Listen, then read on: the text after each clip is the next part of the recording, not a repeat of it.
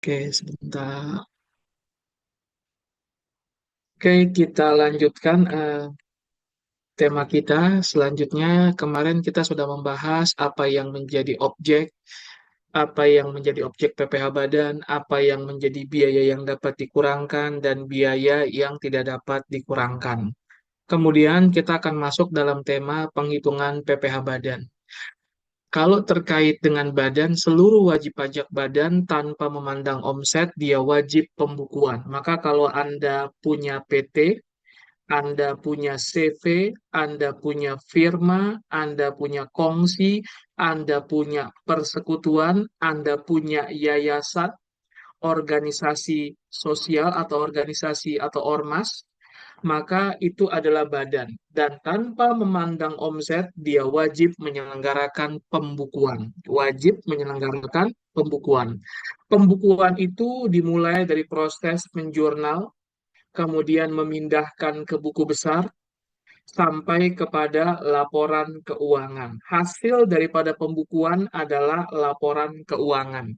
Laporan keuangan yang ada minimal adalah dua. Yang pertama laporan laba rugi, yang kedua adalah neraca. Laba rugi melaporkan omset, melaporkan biaya, melaporkan laba. Neraca melaporkan apa yang menjadi aktiva, apa yang menjadi harta, dan apa yang aktiva atau harta, apa yang menjadi hutang, dan apa yang menjadi modal. Maka ketika Anda menyampaikan SPT PPh Badan, ini udah hari ini tanggal 30 April, berarti hari terakhir penyampaian SPT PPh Badan. SPT PPh Badan tahun 2024, kapan disampaikannya? Di undang-undang tidak menyebut bulan April. Di undang-undang menyebut adalah bulan keempat setelah akhir bulan keempat setelah berakhirnya tahun pajak. Bagi wajib pajak yang menyelenggarakan pembukuan Januari sampai dengan Desember 2024, maka dia wajib lapor SPT PPh Badan paling lambat 30 April 2025. Paling lambat adalah 4 bulan setelah berakhirnya tahun pajak, tidak bulan April. Jadi kalau Anda pakai pembukuannya, misalnya ini kan 1 Januari sampai 31 Desember, Anda pakai pembukuannya misalnya 1 April 2024 sampai dengan 31 Maret 2025. Kapan wajib menyampaikan SPT-nya? Bulan keempat setelah 31 Maret. April, Mei, Juni, Juli. Maka Anda paling lambat menyampaikan 31 Juli 2025. Nah, yang sekarang lapor ini, hari terakhir adalah yang Januari sampai dengan Desember. Maka salah satu syarat untuk melaporkan SPT PPh Badan wajib melampirkan yang namanya laba rugi, wajib melampirkan yang namanya neraca. Kalau Anda tidak melampirkan, SPT Anda tidak dapat diterima. Tetapi yang perlu teman-teman hati-hati, terkadang laba rugi ini disusun tidak berdasarkan jurnal, tidak berdasarkan buku besar. Anda langsung aja buat laporan. Itu sebenarnya nggak boleh. Prosesnya harus diawali dari jurnal, buku besar, sampai menjadi pada laporan keuangan, yaitu laba rugi dan neraca. SPT PPh Badan itu bergerak dari laba rugi. Walaupun laba rugi, jadi SPT PPh Badan yang kita laporkan bergerak dari laba rugi.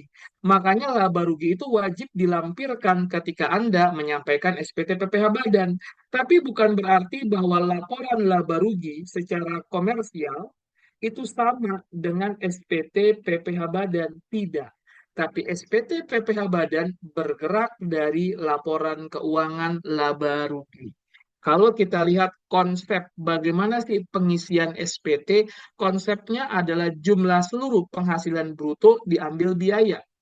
Jumlah penghasilan neto komersial, ini kalau boleh saya sebut adalah net income before tax.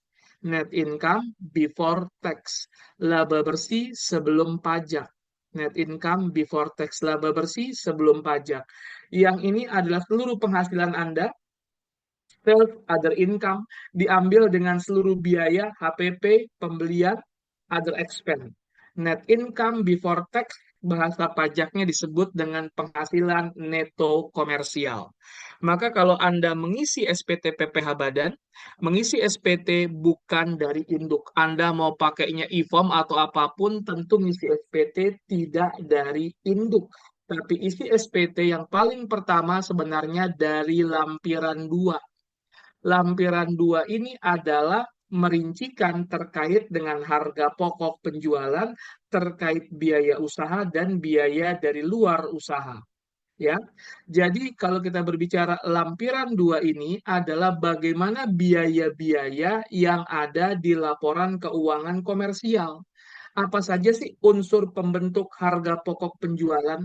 Ya, di situ ada pembelian secara komersial, ada biaya-biaya, ada persediaan awal, ada persediaan akhir.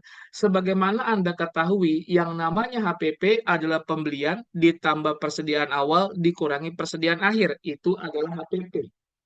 Anda pun wajib mendetailkan biaya usaha. Apa aja yang menjadi biaya usaha Anda? Mendetailkan biaya dari luar usaha. Jadi ini semua laporan keuangan komersial. Tapi Anda mendetailkan pada bagian biaya. Oke? Mendetailkan pada bagian biaya. Nah, nanti sebenarnya Anda wajib membuat kertas kerja. Pembelian ini terdiri dari akun apa saja. Akun apa? Karena kalau kita berbicara akuntansi, itu misalnya sales akunnya 400, biaya akunnya 500. Anda wajib membuat kertas kerja. Karena kenapa? Ketika nanti Anda dilakukan pemeriksaan, dihimbau oleh AR, AR-nya bertanya, Pak, ini detail per akunnya apa? Maka ketika kita mengatakan ini 35 miliar pembelian, kita harus bisa mendetailkan di kertas kerja kita, kita buat sendiri. Pembelian ini terdiri dari akun ini, nama akunnya ini, nilainya sekian. Tapi ini semua base-nya adalah laporan keuangan komersial, gitu ya. Nah, kalau Anda sudah membuat lampiran 2, biasanya masuk ke dalam lampiran 1. Lampiran 1. Oke, lampiran 1 ini terdiri dari pertama nomor 1. Lampiran 1 nomor 1 ini Anda memindahkan laporan keuangan komersial. Sales di laba rugi Anda pindahkan ke sini. HPP di laba rugi Anda pindahkan ke sini. Biaya usaha di laba rugi Anda pindahkan ke sini. Peredaran usaha diambil HPP, diambil biaya usaha, penghasilan neto dari usaha atau kita sebut laba operasi. Kemudian other income, other expense. Net daripada other income dan other expense. Kemudian di sini adalah laba bersih sebelum pajak dalam negeri. Kalau Anda punya usaha di luar negeri, inilah laba bersih sebelum pajak dari luar negeri. Tapi kalau Anda nggak punya, ini nol. Nah, ini penghasilan neto komersial, net income before tax, laba bersih sebelum pajak. Jadi bagian ini Anda memindahkan laporan keuangan. Jadi SPT PPh Badan bergeraknya dari mana, Pak? Bergeraknya dari laporan keuangan komersial. Dari situ bergeraknya. Tapi bukan berarti laporan keuangan komersial sama dengan SPT PPh Badan. Bisa jadi sama. Bisa juga nggak sama gitu ya. Kenapa bisa jadi sama? Bisa jadi nggak sama, Pak. Oke, kita lihat kenapa bisa jadi sama, kenapa bisa jadi tidak sama. Karena laporan keuangan kita dasarnya pernyataan standar akuntansi keuangan PSAK atau disebut dengan PABU, prinsip akuntansi yang berlaku umum atau bahasa Inggrisnya disebut dengan JAAP. General Accepted Accounting Principle. Laporan keuangan kita yang kita buat secara komersial tidaklah berdasarkan undang-undang pajak. Laporan keuangan yang kita buat haruslah berdasarkan pernyataan standar akuntansi keuangan (PSAK) atau General Accepted Accounting Principle. Bagaimana prinsip akuntansi? Bagaimana mengakui pendapatan revenue recognition? Itu diatur di PSAK. Pendapatan kapan Anda akui? Bagaimana Anda mengakui biaya? Itu diatur di PSAK. Maka laporan keuangan yang kita susun dasarnya PSAK. Menghasilkan daripada neraca dan laba rugi. Minimal 2 laporan ini. Kita juga bisa membuat arus kas dan juga laporan terkait dengan ekuitas atau modal. Sementara laporan keuangan fiskal atau SPT PPh Badan yang kita buat, yang kita susun dasarnya adalah Undang-Undang Pajak dan Peraturan Pelaksanaan (PMK Perdirjen). Yang saya katakan kemarin, ada biaya Secara laporan keuangan dia biaya, deductible expense. Tapi biaya secara SPT bisa jadi NDE. Ada beda. Atau di sini NDE, di sini DE. Atau bisa jadi ini NDE, di sini pun NDE. Tidak ada beda. Atau di sini DE, di sini menjadi DE. Kalau kasus seperti ini tidak ada beda. Tapi kasus seperti ini menyebabkan adanya perbedaan. Begitu pula kalau kita berbicara penghasilan. Secara akuntansi dia taxable income, tapi penghasilan secara SPT dia non-taxable income. Atau di sini non-taxable income, di sini taxable income. Ini ada beda. Tapi bisa juga tidak ada beda. Di sini taxable income, secara laporan keuangan ini taxable income secara perpajakan. Atau di sini non-taxable income, di sini non-taxable income. Tidak ada perbedaan. Pak, kalau ada laporan keuangan kita seperti ini berbeda, Pak, dengan SPT, apa yang kita lakukan? Apakah yang kita lakukan itu, Pak, kita melakukan adjustment jurnal? Jurnal yang kita buat, kita adjust ketika lapor SPT? Jawabannya tidak. Apa yang sudah Anda buat selama sesuai dengan PSAK, walaupun berbeda dengan peraturan perpajakan, itulah laporan keuangan Anda yang benar selama sesuai dengan PSAK. Maka kalau ada audit laporan keuangan, kalau ada kantor akuntan publik mengaudit laporan keuangan, apa yang dia lakukan? Dia pertama melihat apakah laporan keuangan disajikan sesuai dengan kenyataannya. Yang kedua, apa yang dia lihat? Anda menyajikan sesuai nggak dengan PSAK? Bagaimana pengakuan hutang, pengakuan pendapatan? Ketika tidak sesuai, dia akan bilang, oh kami nggak bisa memberikan opini wajar tanpa pengecualian. Wajar dengan pengecualian. Atau dia tidak bisa memberikan pendapat. Ya, jadi yang kita lakukan bukanlah kita melakukan adjustment jurnal. Tidak. Yang kita lakukan adalah kita membuat kertas kerja tambahan. Kertas kerjanya ya tentunya secara gampang Anda bisa menggunakan Excel gitu ya. Oke, jadi kita membuat, ini saya ambil contoh daripada eh, kertas kerja rekonsiliasi fiskal. Kita bisa membuat rekonsiliasi fiskal secara sederhana seperti ini.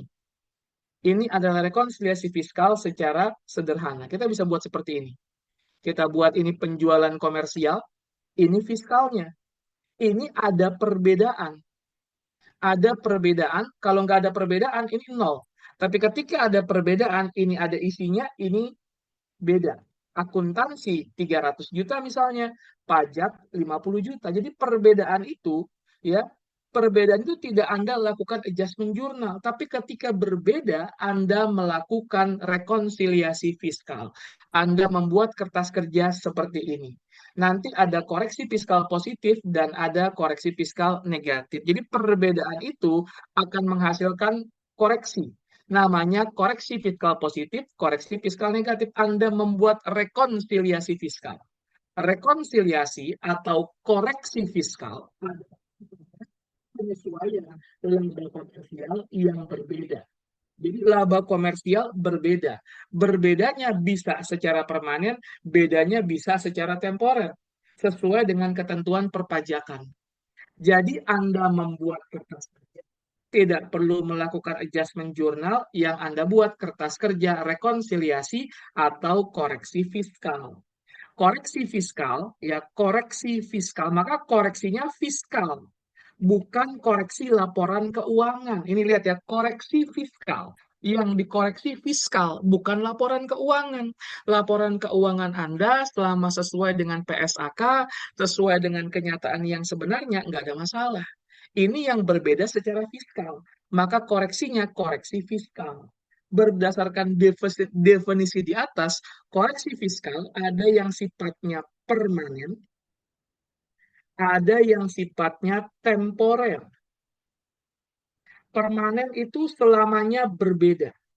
Namanya permanen, bangun rumah permanen, nggak bisa dirobohkan, susah, kecuali karena gempa. Selamanya berbeda treatment. Selamanya berbeda, kecuali undang-undangnya diubah. Kecuali undang-undang diubah. Tapi yang namanya temporer, temporer itu sifatnya sementara. Sekarang berbeda positif, nanti berbeda negatif. Ya, sekarang berbeda, nanti ujung-ujungnya sama. Jadi temporer itu hanya beda waktu, Pak. Dan nanti ada istilah beda waktu, bedanya sementara waktu aja. Bisa jadi nanti sama, bisa jadi in out. Tapi kalau permanen sampai kapanpun dia akan berbeda. Kalau temporer hanya beda waktu, gitu ya. Nah, kalau kita lihat koreksi fiskal ini ada juga dibagi dua. Koreksi fiskal itu ada koreksi fiskal positif, kita kategorikan sebagai fiskal positif, dan kita kategorikan sebagai koreksi fiskal negatif. Bedanya apa, Pak? Untuk koreksi fiskal positif itu adalah dia akan meningkatkan laba fiskal. Koreksi fiskal positif itu akan meningkatkan laba fiskal. Baru Anda, jadi gini teman-teman, cara ngapalnya gampangnya begini.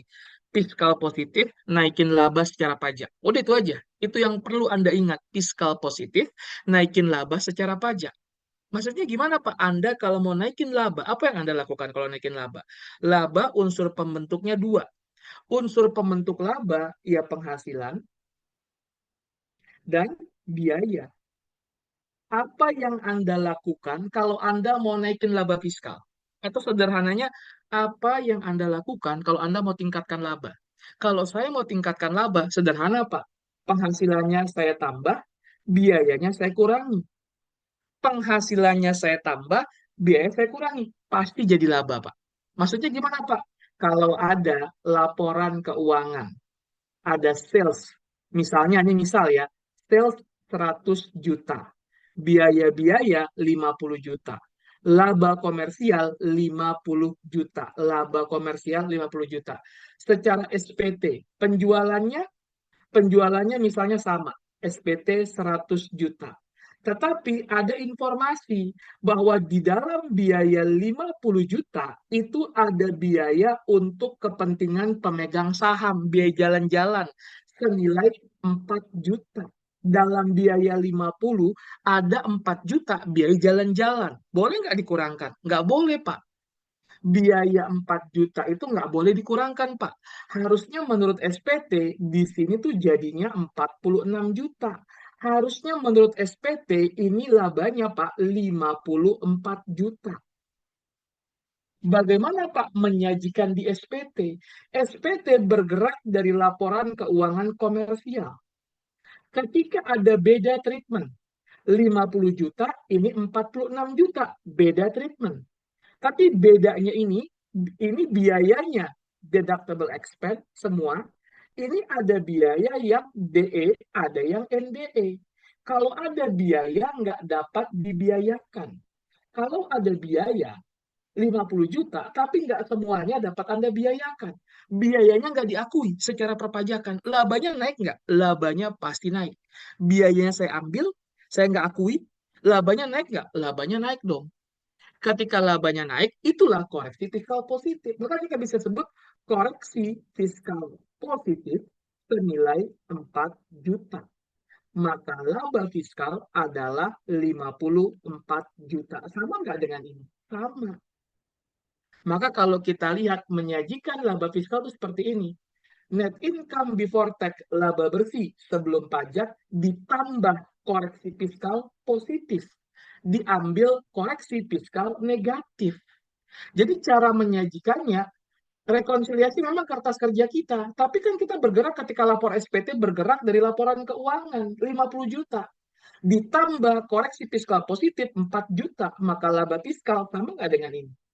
Ini kita mengerjakan di rekonsiliasi fiskal. Ini kita sajikan rekonsiliasi fiskal tadi dalam bentuk SPT.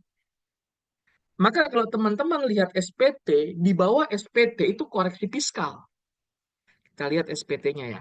Kita lihat SPT tadi. Ini net income before tax, laba bersih sebelum pajak. Di sini ada koreksi fiskal positif.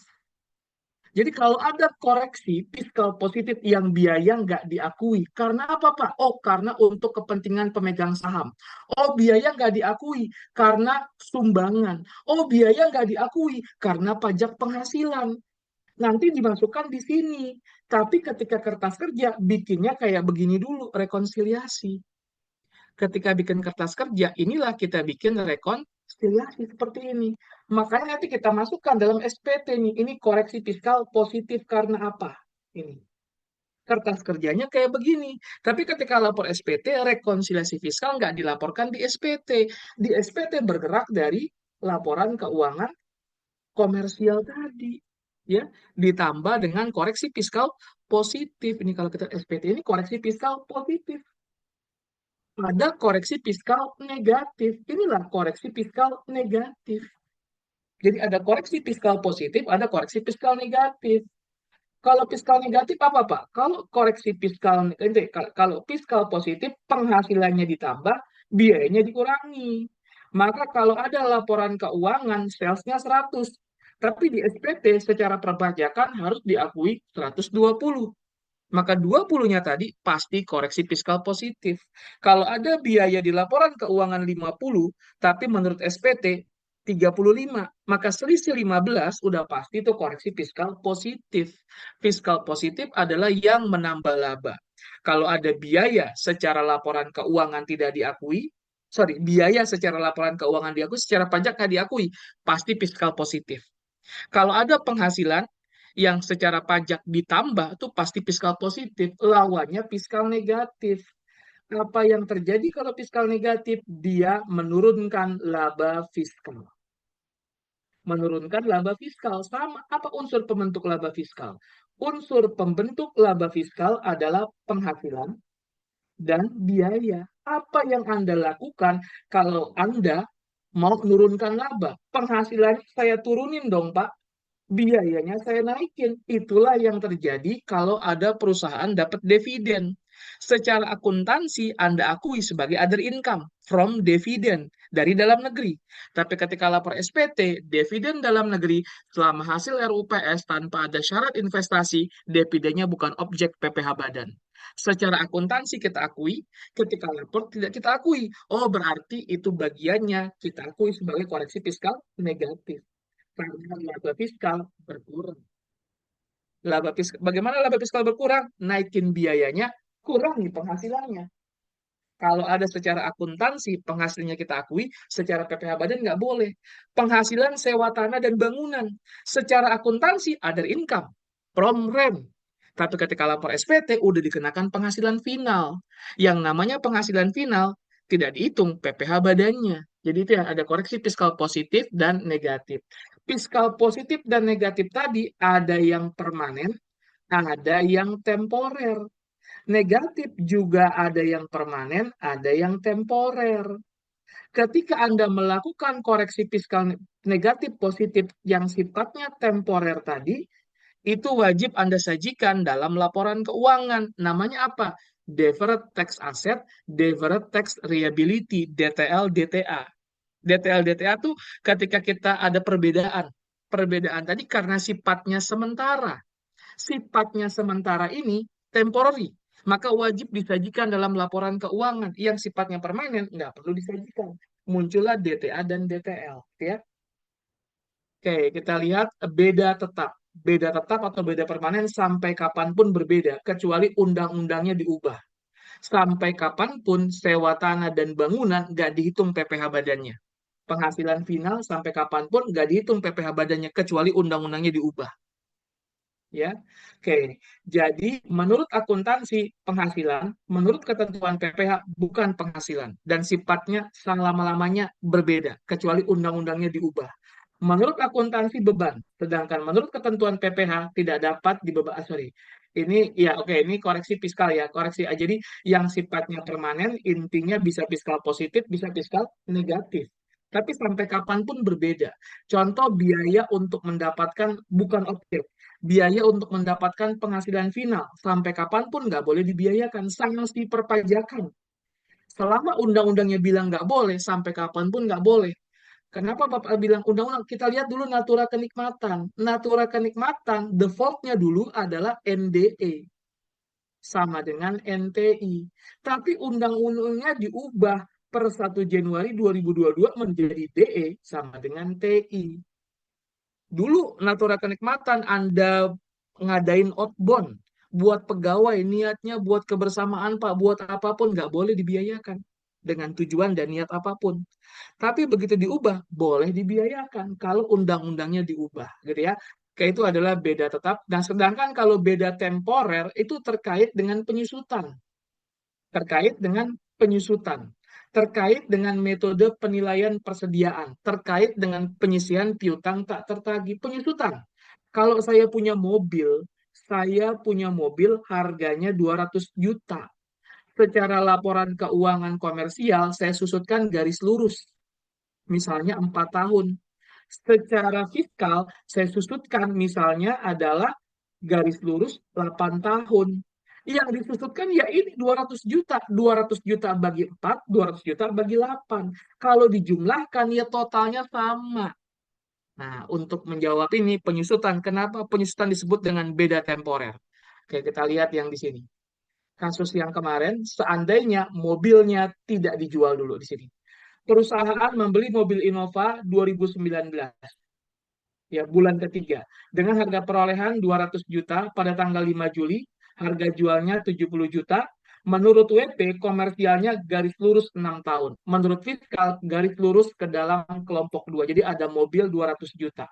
Secara komersial, WP menggunakan garis lurus, tapi umur manfaatnya 6 tahun. Secara fiskal, WP menggunakan garis lurus, tapi masuk kelompok 2, umur manfaatnya 8 tahun. Belinya bulan ketiga tahun 2019. Oke, jadi teman-teman untuk penyusutan ini, teman-teman ya wajib membuat penyusutan fiskal dan komersial. Oke, kita coba lihat ya. Bagaimana sih cara ngitungnya? Oke, oke, saya siapkan dulu. Nah, kita akan lihat kenapa disebut dengan beda waktu. Oh, atau yang kemarin nih, yang kemarin kita lihat di sini nih. Nah, ini nih, ya ini. Nah, yang kemarin ini aja nih. Nah, itu kalau itu nanti buat soal kita latihan. Nah, ini teman-teman. PT ABC membeli motor tanggal 18 Juli 2024 seharga 330 juta. Secara akuntansi garis lurus 5 tahun nih. Tapi secara perpajakan garis lurus, tapi masuknya motor ke dalam kelompok satu. 4 tahun, nggak bisa Anda bilang motor kelompok dua, nggak boleh. Yang saya katakan kemarin, penyusutan Anda wajib sesuai dengan PMK, motor kelompok satu. Beda nggak? Kita lihat di tahun 2024 kemarin. Ini dibagi 5, ini dibagi 4. Beda nggak? Beda. Yang ini 2,5 juta, ini 3,750. Yang ini 6 juta, yang ini 7,5 juta. Yang ini 6 juta, ini 7,5 juta. Yang ini 6 juta, 7,5 juta. Yang ini 6 juta, 3,750. Yang ini 3,5 juta, yang ini kosong. Beda nggak? Tapi kalau Anda jumlahkan seluruhnya, penyusutannya, ini pasti adalah 30 juta. Ini juga kalau kita susutkan adalah 30 juta sampai di bawah. Nah, kita lihat bedanya. Kenapa beda? Akuntansi 2,5 juta. SPT inginnya 3,750. Ada beda nggak? Ada beda. Ada selisih. Pak, ini koreksi fiskal positif kah atau negatif kah?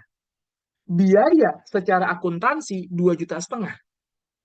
Tapi pajak pengen biaya secara pajak 3,750. Akuntansi 2,5 juta. Pajak pengennya 3,750. Maka menurut pajak biayanya lebih besar. Kalau biaya lebih besar apa yang terjadi? Koreksi fiskal negatif. Di tahun 2024 kita melakukan koreksi fiskal negatif. Koreksi fiskal negatif.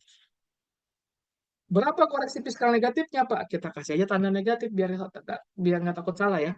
Koreksi fiskal negatifnya adalah 1,250 juta. Secara akuntansi 2,5 juta, dipajak pengennya 3,750. Berarti pajak pengen nambah biayanya. Kalau biayanya nambah, labanya berkurang nggak? Berkurang. Oh, ini berarti koreksi fiskal negatif. Di tahun 2025, pajak pengennya, akuntansi komersial 6 juta. Tapi ketika lapor SPT, pajak inginnya 7,5 juta. Nambah nggak biayanya? Nambah. Lagi-lagi koreksi fiskal negatif di sini. 1,5 juta. Tahun 2026 koreksi fiskal negatif lagi. 2027 koreksi fiskal negatif. 2028 berbeda sekarang nih. Komersial 6 juta. Pajak pengennya 3.750.000. Komersial 6 juta. Pajak pengennya 3.750. Pajak pengennya biaya kok biaya penyusutan fiskalnya lebih kecil. Kalau biaya secara pajak lebih kecil, maka labanya naik nggak? Labanya naik. Sekarang menjadi koreksi fiskal positif. Koreksi fiskal positif. Koreksi fiskal positif. Berapa koreksi fiskal positifnya? Kita lihat. Yang tadinya negatif, sekarang menjadi positif. 2.750.000. Begitu pula di 2029. Komersial masih ada 37,5. Tapi pajak sudah habis, sudah disusutkan semua, nol. Pajak pengennya nol, maka koreksi fiskal positif. Oke. Dan koreksi fiskal ini kalau kita jumlahkan semuanya, ciri temporary difference, kalau kita jumlahkan semuanya, pasti nol. Ini dia. Ciri temporary difference, kalau kita jumlahkan seluruh koreksi fiskalnya adalah nol. Saya jumlahkan nih, seluruh koreksi fiskalnya nol. Yang dimaksud dengan temporary difference, sekarang negatif, sekarang negatif, sekarang negatif, sekarang negatif, ada masanya nanti akan positif, ada masanya akan positif, dan ujung-ujungnya dijumlahkan dia menjadi nol. Kalau permanen different, sampai kapanpun different, berbeda, kecuali undang-undangnya diubah. Itulah time different, metode penyusutan, penyisihan piutang tak tertagih, dan metode persediaan. Anda mau pakai FIFO, mau pakai LIFO, kalau dianggap persediaannya habis, ujungnya sama saja. Atau average. Itu adalah temporary different. Ya, oke. Itu jadi seluruhnya adalah kosong. Gitu ya. Nah, nanti juga teman-teman, ketika Anda menjual aset, ya, Anda wajib menghitung juga nilai buku fiskal dan nilai buku komersial ketika kita menjual aset. Kenapa begitu, Pak? Oke, kita lihat yang soalnya ini. Kita copy dulu soalnya. Atau ada yang sudah mengerjakan? Boleh kalau yang sudah mengerjakan. Oke, ini kita copy dulu soalnya ya. Oke, kita copy bagaimana mengerjakan soal ini. Oke, yang nomor ini. Oke, kita lihat. Oke, kita copy soalnya.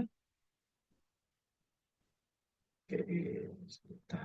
Oke, nah, ini saya kasih kepada Anda ya. Yang jawaban nanti saya kasih kepada Anda. Oke, ini ada soalnya. Oke, oke, kita copy lagi. Oke,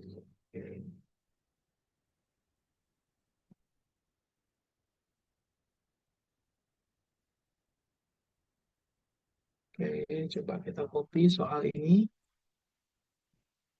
Oke. Jadi ada perusahaan membeli mobil Innova 2019. Dibelinya pada bulan ketiga dengan harga perolehan 200 juta. Oke, kemudian dengan harga jual 70 juta. Menurut WP, komersial 6 tahun, maka disusutkan 6 tahun. Maka di sini kita lihat, di sini adalah komersial. Kita sebut di sini adalah komersial. Komersial. Komersial, harga mobilnya adalah 200 juta. Harga mobilnya adalah 200 juta. Menurut komersial, garis lurus, tapi 6 tahun. Bagi 6. 6 tahun. Karena mobil ini dibeli bulan ketiga, maka disusutkannya adalah dari bulan ketiga sampai dengan bulan 12. 3, 4, 5, 6, 7, 8, 9, 10, 11, 12. Maka disusutkan adalah 10/12. 10/12. Oke. Maka nilai penyusutannya tak kita hitung, nilai penyusutannya. Oke. Nilainya 200 juta bagi 6. Oke, 200 juta. Oke, 200 juta. Oke, dibagi dengan 6 dikali dengan 10/12. Oke, 200 juta kali 10 kali ini 200 juta dikalikan ini. Kemudian dibagi dengan 72. Maka secara komersial 2.077. Bagaimana secara fiskal? Kita hitung berikutnya adalah di tahun 2019 kita hitung secara fiskal. Kita hitung secara fiskal. Secara fiskal, mobil masuk ke dalam kelompok 2. Kelompok 2 adalah 8 tahun. Maka penyusutannya secara fiskal adalah 8 tahun. Kita ganti. Jadi Anda membuat lampiran 1A terkait penyusutan ini 8 tahun. 8 tahun dan diperoleh pada bulan ketiga sama 10/12. Oke, sekarang kita kalinya di sini. Oke, sebentar. Oke, ini tapi kalinya bukan kali, kita lihat sebentar. Kalinya kali J8 kali 10 baginya bagi 96. Maka secara fiskal adalah ketika kita bikin lampiran 1A SPT PPh Badan bagian penyusutan untuk mobil ini penyusutannya 20.833. Pertanyaan saya, di 2019 perusahaan ketika lapor SPT melakukan koreksi fiskal positif atau fiskal negatif. Di tahun 2019 apakah dilakukan fiskal positif kah atau fiskal negatif? Silahkan. Jawabannya taruh di dalam menu chat. Di 2019, apakah fiskal positif kah atau fiskal negatif? Berapa koreksi fiskalnya? Anda sebut positif berapa atau negatif berapa? Silahkan. Jawabannya taruh di dalam menu chat.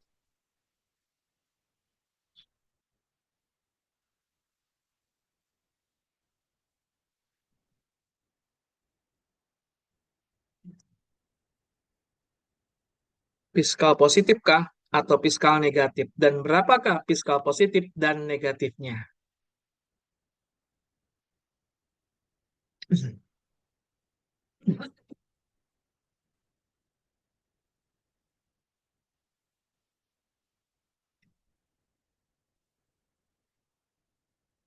Oke, koreksi fiskal positif. Oke, terima kasih Mas Ada. Oke, sini nilai dulu. Oke, fiskal positif.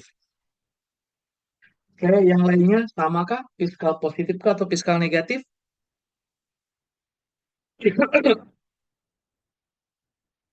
Oke, jadi jawabannya kita lihat ya. Komersial itu pengennya adalah 27 juta. Oke, ini fiskal positif adalah 6.250.000. Oke, terima kasih Mbak Setiani ya, Meta. Oke, kita kasih nilai juga yang sudah menjawab Setiani Meta. Oke, Setiani Meta. Oke. Oke, kemudian oh ini juga ada beda. Melinda, oke Melinda dan Mudita, oke fiskal positif Melinda dan Mudita, oke Melinda, oke kemudian adalah Mudita, Mudita, Mudita, oke sebentar Mudita, namanya siapa? Mudita,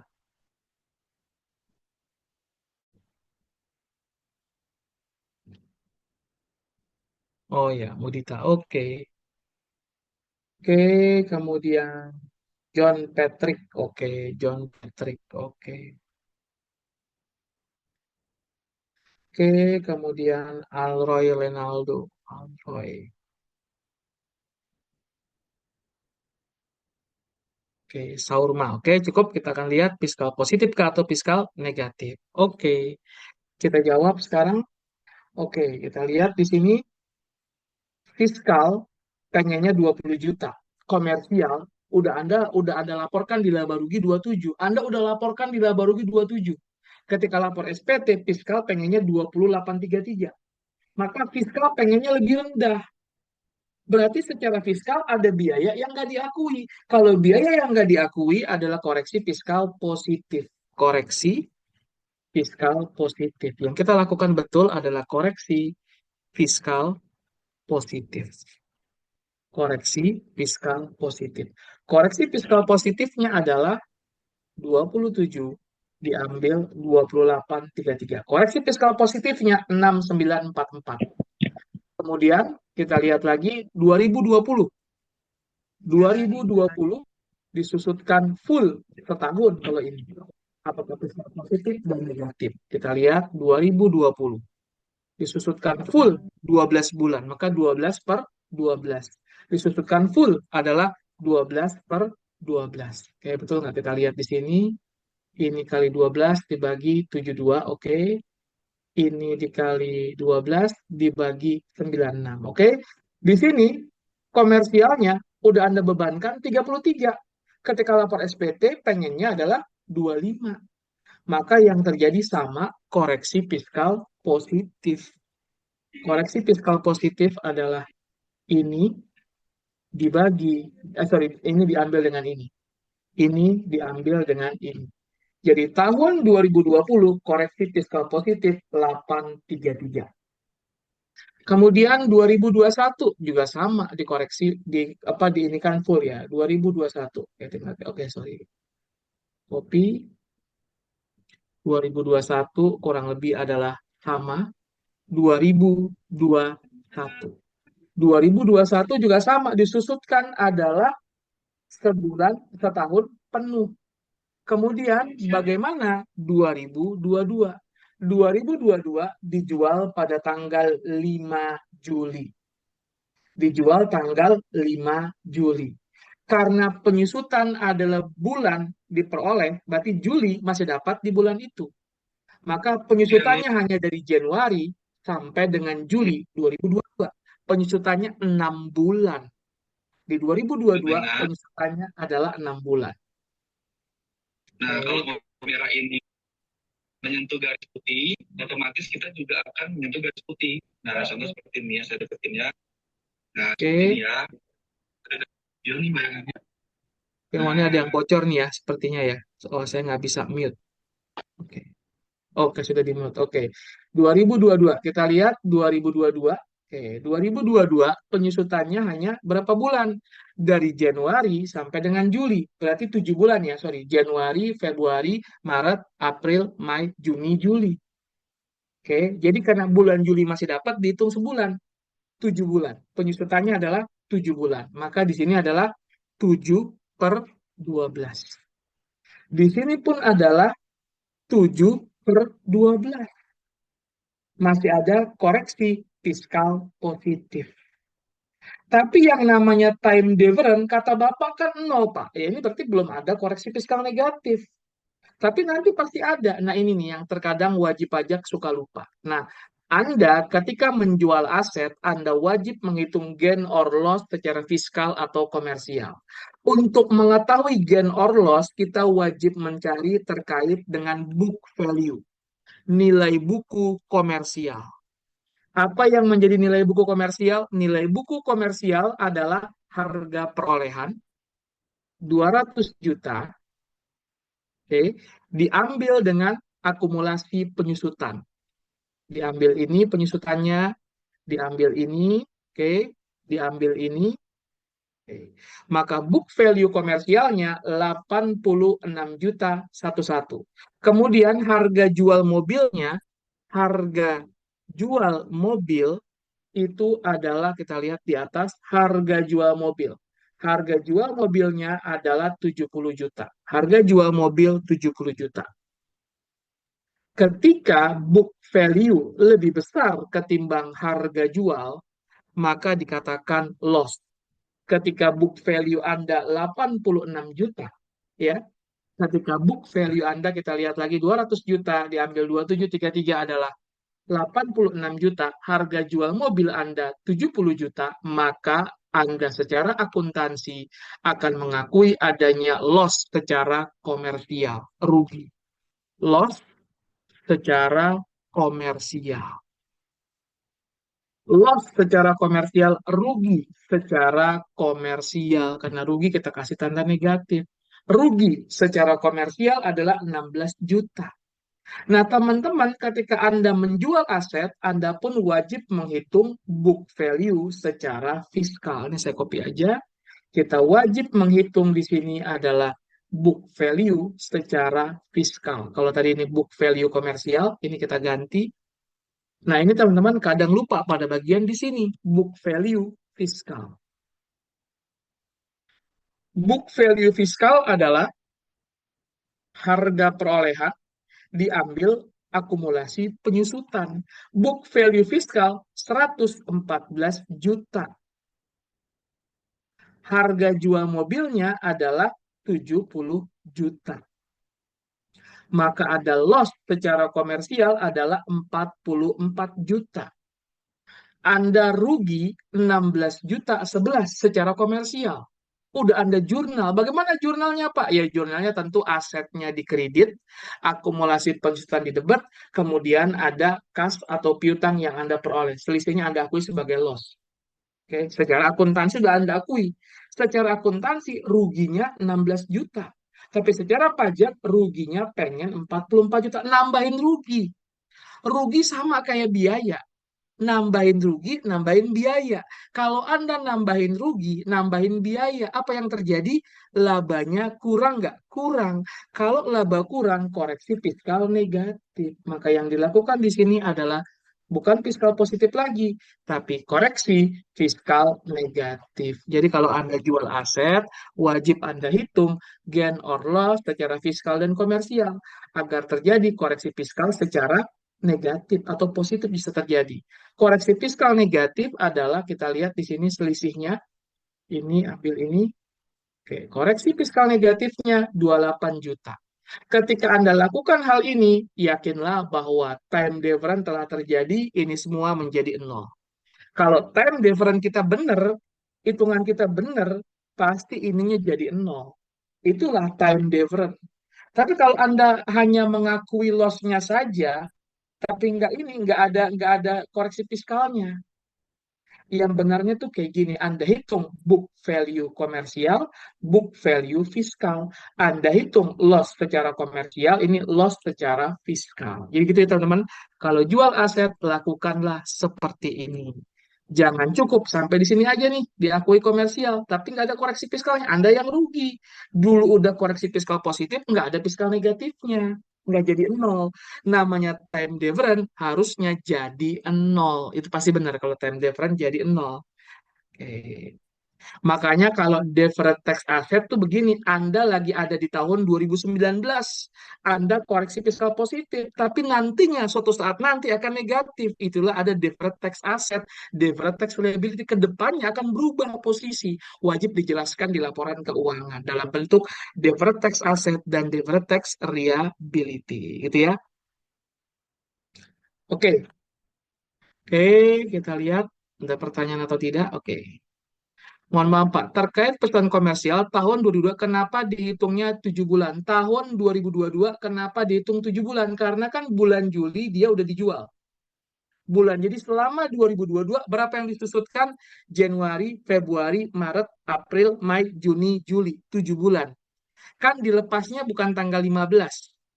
Kalau tanggal 15 malah bulan berikutnya dapat. Dilepasnya di bawah 15. Secara akuntansi kita kan bersama dengan bulan. Tapi tanggal 15 bulan, tanggal 1 sampai 15 diakui di bulan itu. Karena masih di bawah 15, diakui di bulan Juli. Maka 7 bulan. Akuntansi, perpajakan jelas, bulan diperolehnya. Maka masih ada bulan Julinya, diakui 1 bulan. Jadi kenapa 7 per 12? Dari awal tahun sampai dengan nantinya dia dilepas, diakui penyusutannya. Begitu Mbak Mudita. Tapi terima kasih sudah bertanya. Oke. Oke, bisa? Paham? Jadi itu yang harus Anda lakukan, gitu ya. Nah, kalau misalnya juga terkait soal kita yang kemarin nih, di soal kita yang kemarin di sini nih, sales 800, ini kita ulang lagi ya, pabrik botol terdapat bangunan. Jadi pabrik botol ini misalnya saja, ini ada pertanyaan kemarin, ini misalnya salesnya 800 juta, HPP-nya 450, laba kotor 350, biaya operasi 175. Laba operasi 175 juta. Laba kotor diambil biaya operasi, laba operasi. Laba operasi ditambah other income menjadi laba bersih sebelum pajak. Ketika isi SPT PPh Badan, salesnya sama, tidak ada data. Dianggap sama lah. HPP-nya juga sama. Yang berbeda di biaya operasi. Terdapat gitu ya, terdapat ya. Jadi terdapat bangunan yang tidak terpakai yang kemudian disewakan kepada pihak lain sebesar 100 juta. Ini Anda lihat di sini. Other income-nya 100 juta. Ketika lapor pajak ini jadi nol. Ini jadi nol. Ini namanya koreksi fiskal apa?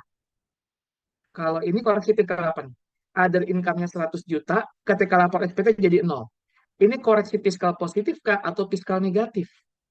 Kalau kita bikin rekonsiliasi sederhana, kita kasih di sini fiskal positif. Ini kita kasih misalnya fiskal positif. Ini kita kasih misalnya fiskal negatif. Fiskal negatif. Fiskal negatif. Oke. Nah, menurut Anda, kalau ada other income dari sewa tanah ini 100 juta, ketika lapor SPT jadi 0. Ini fiskal positif kah atau fiskal negatif? Fiskal positif kah atau fiskal negatif? Kalau ada other income, tadinya 100 juta, tapi karena ini penghasilan final secara PPh badan, dia nggak boleh jadi penghasilan. Penghasilan jadi 0. Fiskal positifkah atau fiskal negatif terkait dengan other income ini yang merupakan sewa tanah dan bangunan? Silakan. Oke ya, fiskal positifkah atau fiskal negatif? Nih, kita ganti. Fiskal positifkah atau fiskal negatif? Oke, yang menjawab Mbak Stetiani Meta, terima kasih. Oke, yang lain, fiskal positif kah atau fiskal negatif? Oke, Mudita, oke. Oke, Melinda, oke, Melinda, oke. Oke, Devana. Betul ya, fiskal negatif. Jadi jawabannya betul, itu adalah fiskal negatif. Oke, nah berarti kita tulis di sini masuk ke dalam fiskal negatif. Fiskal negatif adalah 100 juta. Fiskal negatif 100 juta. Kemudian atas bangunan yang disewakan tadi terdapat penyusutan 30 juta. Dicatat dalam biaya operasi. Di dalam biaya operasi di sini ada ya, ada biaya operasi yang tadinya 175 menjadi 110 juta. Berarti ada biaya yang secara komersial jadi biaya, tapi secara pajak nggak boleh jadi biaya. Biaya apa? Biaya penyusutan yang tadinya digunakan untuk penghasilan final. Biaya untuk mendapatkan penghasilan final nggak boleh dibiayakan. Karena penghasilannya nggak kena PPh badan, biayanya pun nggak boleh dibiayakan sebanyak 30 juta. Dan biaya untuk kepentingan pemegang saham 35 juta. Total biaya yang nggak dapat dibiayakan adalah 65 juta. 65 juta ini masuknya fiskal positifkah atau negatif. Jadi ada biaya yang secara akuntansi boleh, secara pajak nggak boleh. Biaya untuk mendapatkan penghasilan final, biaya penyusutan yang asetnya disewakan. Secara perpajakan nggak boleh, secara akuntansi boleh. Biaya untuk kepentingan pemegang saham, secara akuntansi boleh, secara perpajakan nggak boleh. Fiskal positif kah atau fiskal negatif? Oke, jawabannya oke kita lihat Modita, Sheni, oke Sheni, Modita, oke jawabannya betul ya, jawaban Mbak Sheni dan Mbak Modita betul ya, jawabannya adalah fiskal positif. Oke, jadi jawabannya adalah fiskal positif. Fiskal positifnya berarti berapa? Fiskal positifnya berarti adalah 65 juta. Nah, dalam konteks tadi saya bilang kita ngisi SPT bergeraknya dari laba bersih sebelum pajak. Net income before tax. Lihat pada bagian ini net income before tax. Ditambah koreksi fiskal positif, diambil koreksi fiskal negatif. Namanya penghasilan neto fiskal, laba fiskal. Kalau kita sajikan seperti ini nih, laba bersih sebelum pajak ditambah koreksi fiskal positif, koreksi fiskal positif, ditambah koreksi fiskal positif, karena fiskal positif ditambah koreksi fiskal positif, ditambah koreksi fiskal positif, ditambah koreksi fiskal positif, lalu diambil dengan koreksi fiskal negatif, diambil dengan koreksi fiskal negatif, diambil koreksi fiskal negatif. Kita lihat di sini, fiskal positifnya adalah 65 juta, fiskal negatifnya adalah 100 juta. Ini yang Anda lakukan saat membuat kertas kerja. Kayak begini simpelnya. Tapi ketika lapor SPT, kertas kerja tadi dipindahkan. Koreksi fiskal positif, fiskal negatif. Maka di sini adalah laba fiskal. Laba fiskal. Laba fiskal. Laba fiskal. Laba fiskal. Laba fiskal. Net income before tax, laba bersih sebelum pajak, ditambah koreksi fiskal positif, diambil koreksi fiskal negatif. Maka hasilnya betul. Ini 240. Ini pun 240. Jadi ini penyajian dalam SPT. Ini kertas kerja Anda. Ya, rekonsiliasi fiskalnya ini kertas kerja Anda. Nah, di SPT, koreksi fiskal positif itu ada pada bagian ini, koreksi fiskal positif ini. Segala koreksi fiskal positif. Tapi kalau berbicara fiskal negatif, fiskal negatif kalau terkait dengan penghasilan, masuknya di sini. Ini koreksi fiskal negatif karena penghasilan. Tapi kalau fiskal negatif karena biaya, ada di bawah.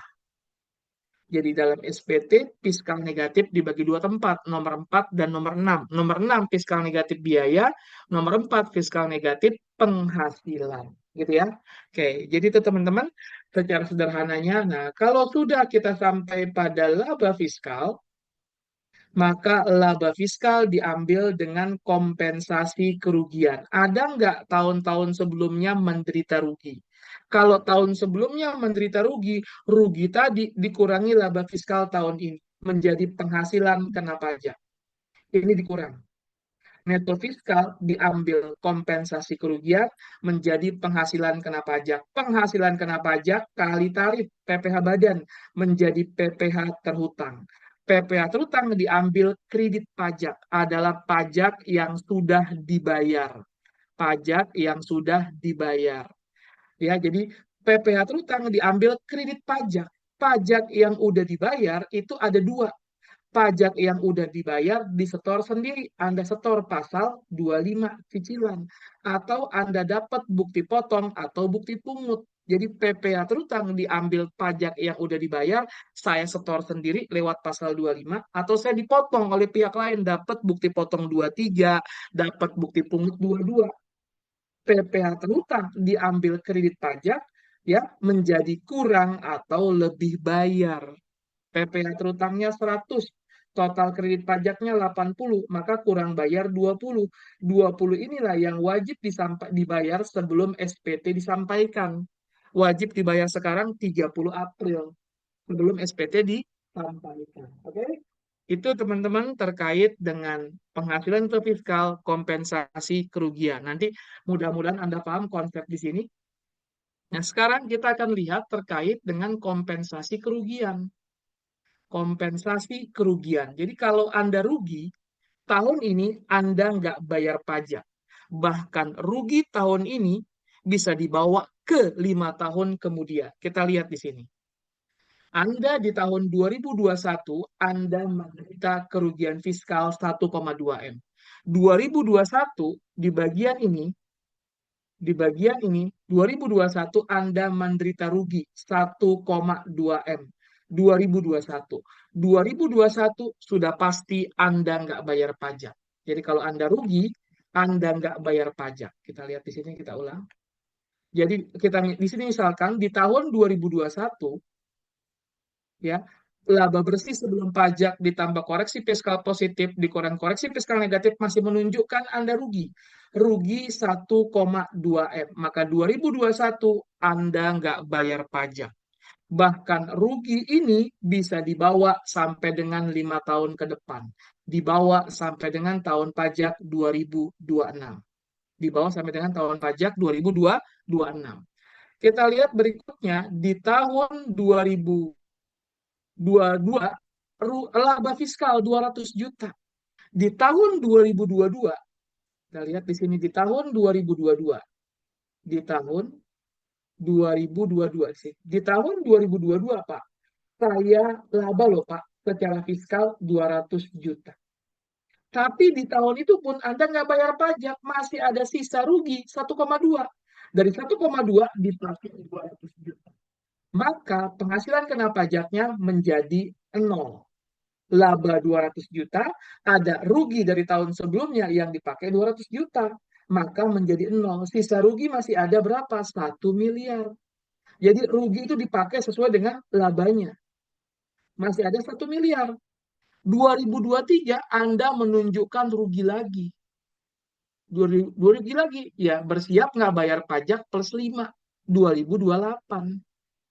2024 Anda nihil. Nggak bayar pajak juga. Tapi 2025 Anda laba 100 juta. Diambil rugi dari tahun 2021, 100 juta. Lagi-lagi nggak bayar pajak. Ruginya masih ada berapa? Masih ada 900 juta. Ya, kita lihat di sini 2021 1,2 M. 2022 laba. Ruginya ini dipakai. Maka ruginya tinggal 1 M. 2022 laba 200 juta. Kompensasi kerugian 200 juta. Dari 1,2 masih ada 1 M ruginya. 2023 rugi 300 juta. Nggak bayar pajak, kompensasinya bahkan ada yang 2021 masih ada tabungan 2023. 2024 nggak dipakai juga, masih ada ruginya. 2025 menunjukkan apa? SPT-nya adalah laba. 2025 SPT-nya laba 100 juta. Laba 100 juta. Ada rugi dari tahun 2021. 1 M dipakai 100. 2025 nggak bayar pajak. Ruginya masih ada 900 juta dan 300 juta. Tapi 2021 paling lama digunakan 2026 plus 5. 2026 laba 800 juta. Kompensasi kerugian 800 juta dari yang 2021. Masih ada 100, dia hangus. Untuk tahun berikutnya nggak bisa dipakai. Yang bisa dipakai adalah 2023 plus 5. Masih bisa digunakan sampai 2028. 2027 laba 200 juta. Ada rugi tahun 2023. 200 juta. Nggak bayar pajak. Masih ada sisa 100 juta. Baru bayar pajaknya nanti di tahun berapa? Baru bayar pajaknya nanti di tahun 2028. Laba 300 diambil dengan kompensasi kerugian sisanya. Jadi baru bayar pajak 2028. Oke? Jadi itulah kompensasi kerugian. Kalau Anda rugi, sekarang Anda nggak bayar pajak, nanti juga bayar pajaknya adalah kalau sudah kompensasinya habis. 2028 laba fiskal 300. Tadi masih ada sisa berapa nih? 300 dipakai dua, sisa 100. 300 diambil 100. Maka menghitung pajaknya dari 200 juta. Sisa rugi masih ada 100, ya. Di sini labanya 300. 300 ambil 100. DPP-nya penghasilan kena pajak 200 juta. Oke, jadi laba fiskal diambil kompensasi kerugian, rugi tahun-tahun sebelumnya yang bisa dipakai tahun ini menjadi penghasilan kena pajak. Untuk menghitung PPh terhutang, dasarnya adalah penghasilan kena pajak. PPh terhutang, gitu ya, adalah tarif dikalikan dengan penghasilan kena pajak. Tarif dikalikan dengan penghasilan kena pajak. Jadi penghasilan kena pajak adalah dasar untuk menghitung PPh terhutang.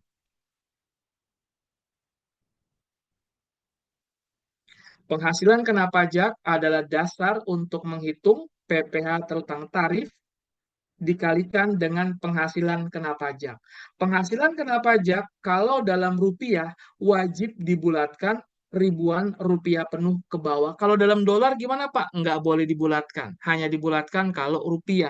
Ribuan rupiah penuh. Contoh penghasilan kena pajak 10 juta 1, 2, 3, 4, 5, 6. Yang dimaksudkan dengan dibulatkan ribuan rupiah penuh ke bawah adalah dalam menghitung penghasilan kena pajak, dalam menghitung PPh terhutang adalah 10, 1, 2, 3, 0, 0. Jadi untuk menghitung PPh terhutang, penghasilan kena pajak wajib dibulatkan ribuan rupiah penuh ke bawah, bukan ke atas. Ya. Oke, kita lihat dalam menghitung penghasilan kena pajak, peredaran bruto diambil biaya-biaya laba usaha ditambah other income. Oke, kemudian di sini jadi ini kita lihat peredaran bruto adalah 6 miliar, biaya untuk menagih 5,4, laba usaha 600 juta, ada penghasilan dari usaha 50, ada biaya other income, ini other income, other expense. Netnya adalah 20 juta. Laba usaha ditambah net other income menjadi penghasilan neto. Usaha diambil kompensasi kerugian, inilah penghasilan kena pajak. Ini dalam kasus bahwa laporan laba rugi itu sama dengan SPT, tidak ada koreksi fiskal. Bisa jadi laporan laba rugi Anda sama dengan SPT, tidak ada koreksi fiskalnya. Oke? Jadi bagaimana untuk menghitung PPh badan? Tadi penghasilan, jadi untuk menghitung PPh badan terhutang, PPh badan adalah tarif dikalikan dengan penghasilan kena pajak. Nah, sekarang kita berbicara tarifnya. Bagaimana tarif daripada PPh badan? Kita lihat pertama adalah omset. Nanti ada omset di atas 50, omset sampai dengan 50, perusahaan berbentuk perseroan terbuka, dan WP yang dikenakan PPh final 0,5%. Oke, kita lihat dulu di sini. Ini adalah tarif PPh badan yang lama ya. Jadi sebelum 2009, 2008 ke bawah, PPh badan itu tarifnya progresif kayak PPHUP. Tapi sejak 2009, PPh badan tarifnya single, 28%.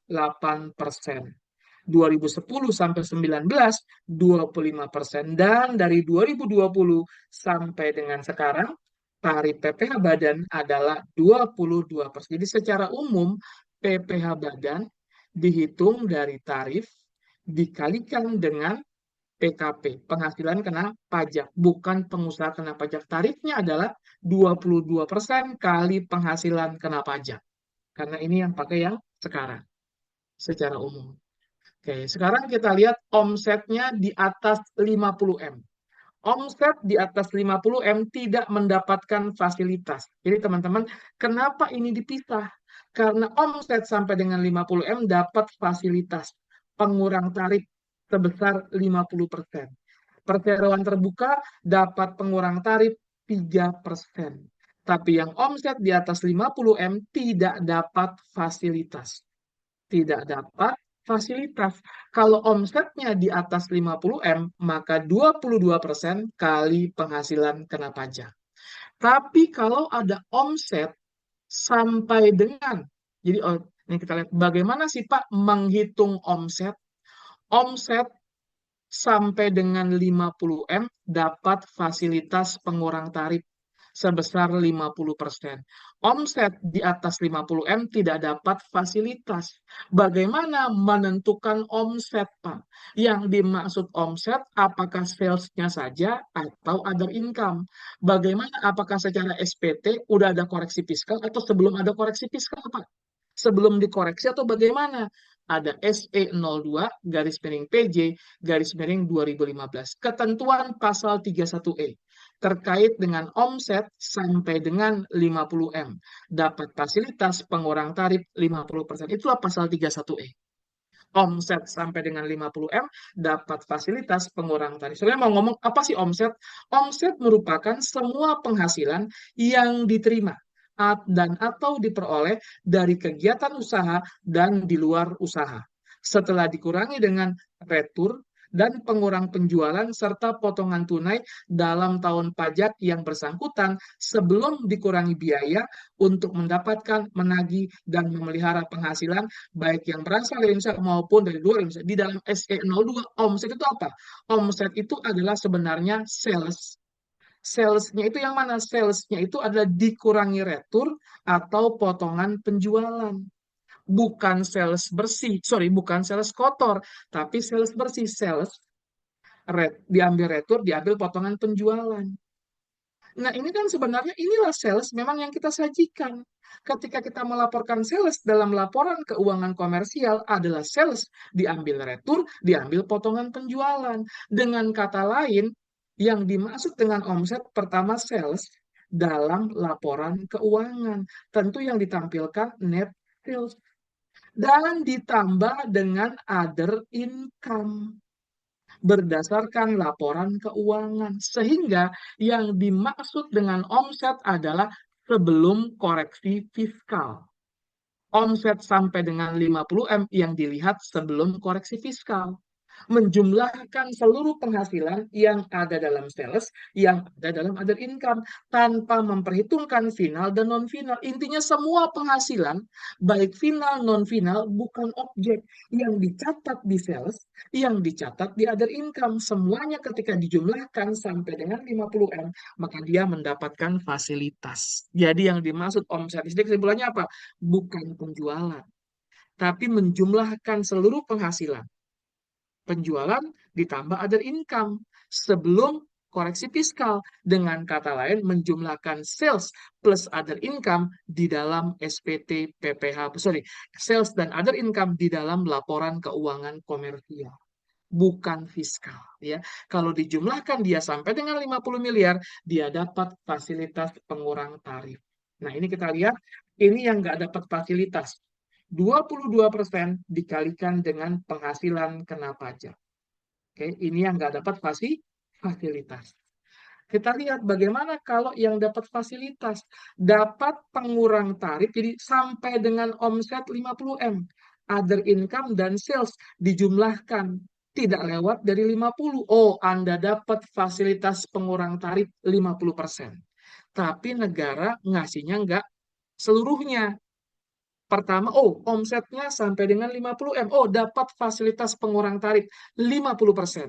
Tapi hanya sampai dengan omset 4,8.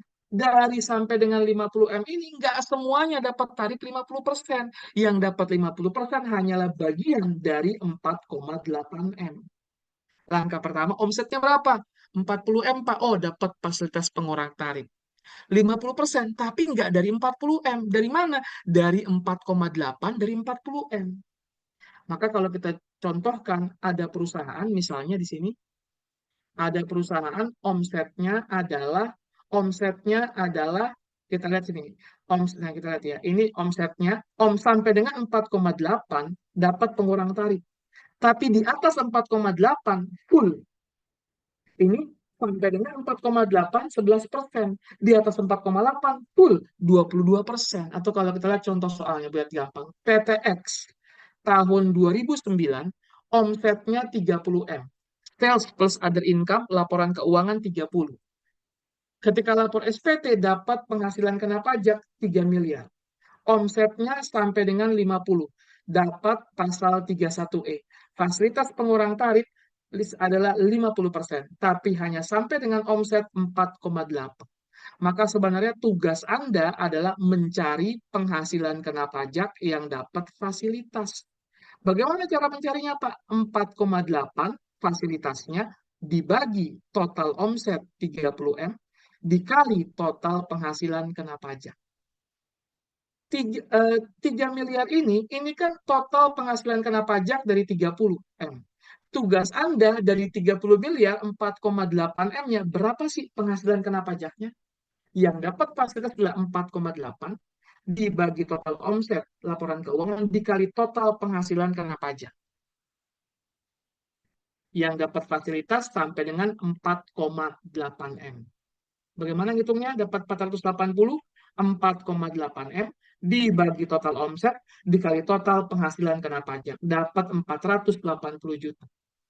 3M diambil 480 yang nggak dapat fasilitas 250. Ini kali 14%, ini kali 28%.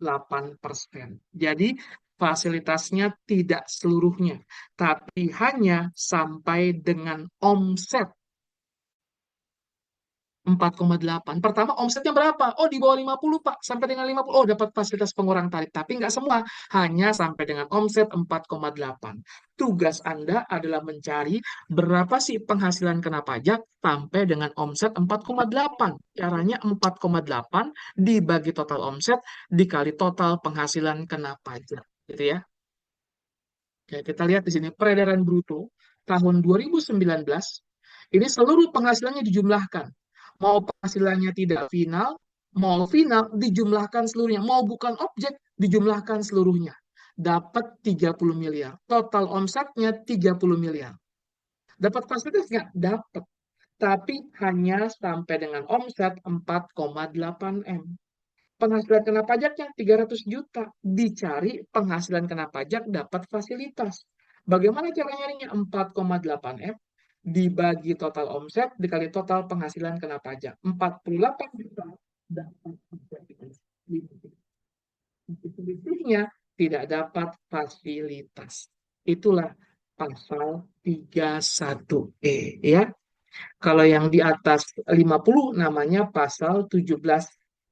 Pasal di sini namanya pasal yang nggak dapat pasal ini pasal 17 ayat 1B dan di sini pasal 31E. Makanya kalau Anda ngisi SPT, ini ada nih, kita lihat di SPT, dilihat kalau kita ngisi SPT, ada di PPH, di induk SPT, ada kata-katanya, tarifnya pakai yang mana Pak? Pasal 31E atau pasal 17 ayat 2B atau ayat 17 ayat 1. Yang ini tadi sampai dengan omset 50M. Yang 17 ayat 1 huruf B, omset di atas 50M. Sementara kalau Anda contreng yang B, 17 ayat 2B, itu adalah untuk WP yang sahamnya diperdagangkan di bursa, PT terbuka. 17 ayat 2B. Ini. 17 ayat 2B ini adalah 17 ayat 2B.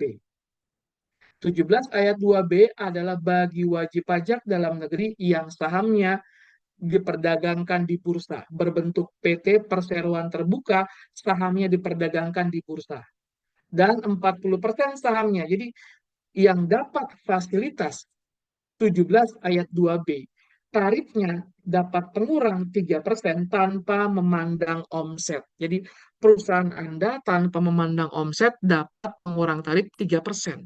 Dari 22 menjadi 19%. Syaratnya Anda berbentuk perseroan terbuka, minimal 40% sahamnya diperdagangkan di bursa, ya, minimal 40% dari jumlah saham yang disetor diperdagangkan di bursa dan memenuhi persyaratan tertentu lainnya.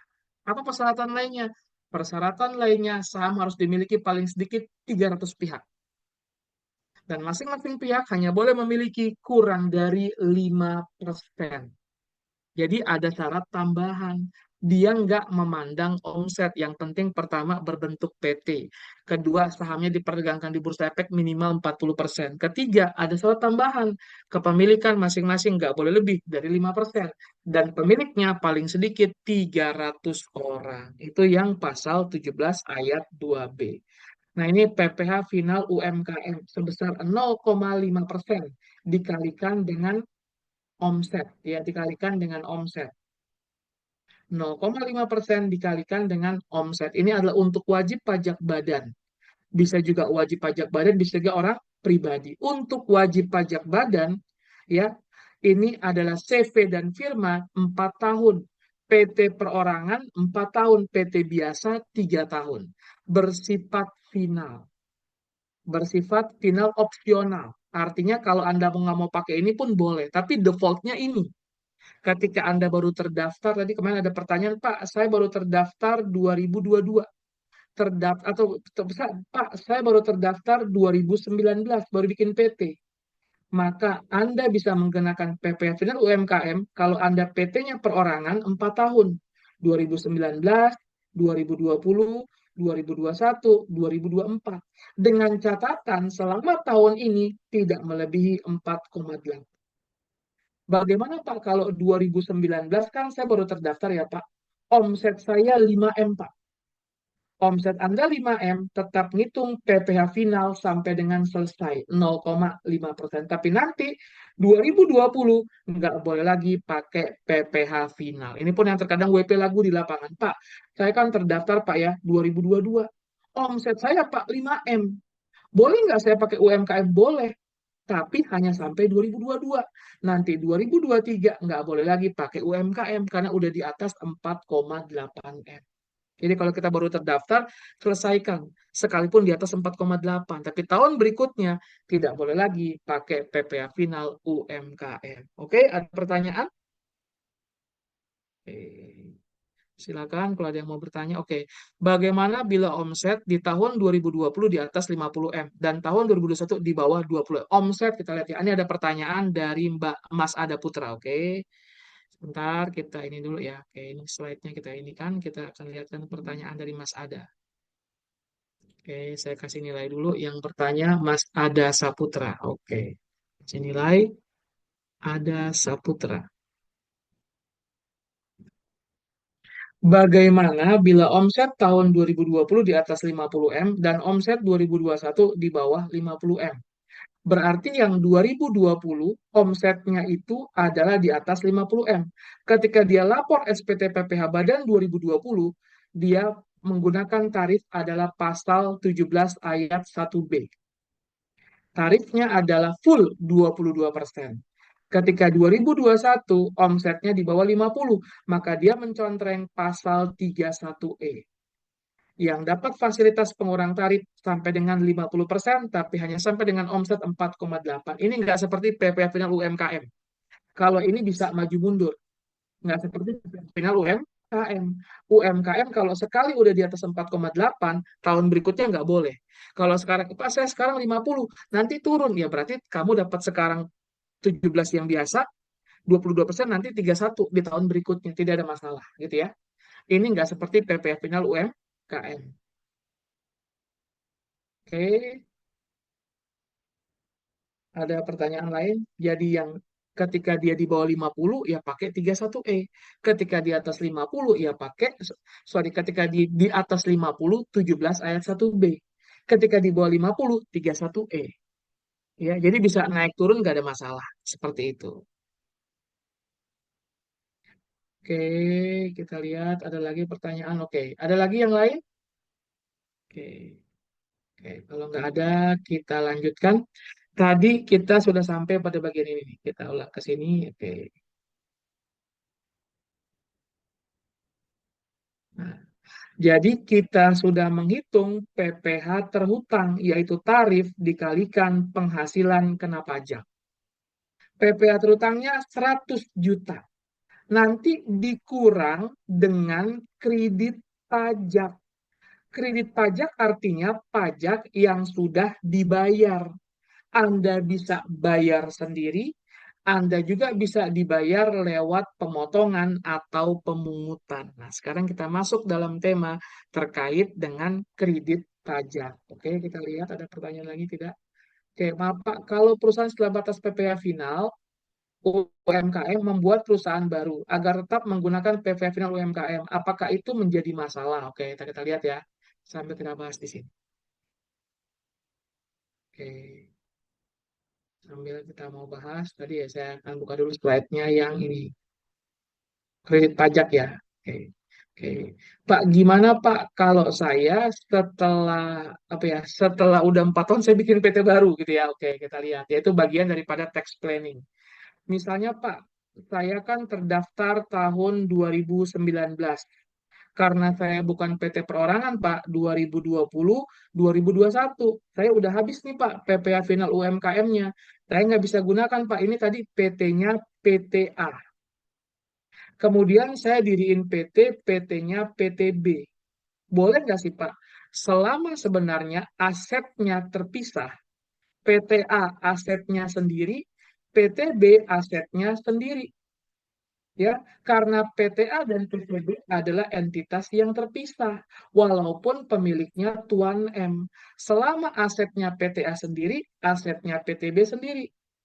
Ya, selama hutangnya PTA sendiri, hutangnya PTB sendiri, nggak ada masalah. Selama modalnya PTA sendiri, modalnya PTB sendiri, tidak ada masalah. Yang jadi masalah adalah kalau apa? Kalau ternyata untuk jualan di PTB menggunakan aset PTA, menggunakan mesin PTA, menggunakan modal PTA, itu jadi masalah. Dianggap adanya penyerahan misalnya secara PPN. Saya jualan pakai asetnya aset dia, dia dianggap ada penyerahan. Ya, tapi kalau asetnya sudah Anda pisahkan, nggak ada masalah. Kalau saya nggak akan pakai begitu. Kalau saya pertama baru bikin usaha, saya bikin orang pribadi dulu. Misalnya saya bikin orang pribadi. Orang pribadi itu punya berapa? 7 tahun. Setelah 7 tahun, saya bikin PT. PT yang saya bikin pertama, PT perorangan. Bisa 4 tahun. 4 tahunnya, ya, ini PT perorangan. Saya bisa bayar pajak kecil selama 11 tahun. Ini bisa UMKM kan? 7 tahun bisa UMKM. Ketika UMKM-nya mau selesai, saya diriin PT.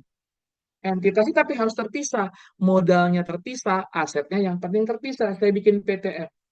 Dapat lagi 4 tahun, 11 tahun saya bayar pajak hanya 0,5%.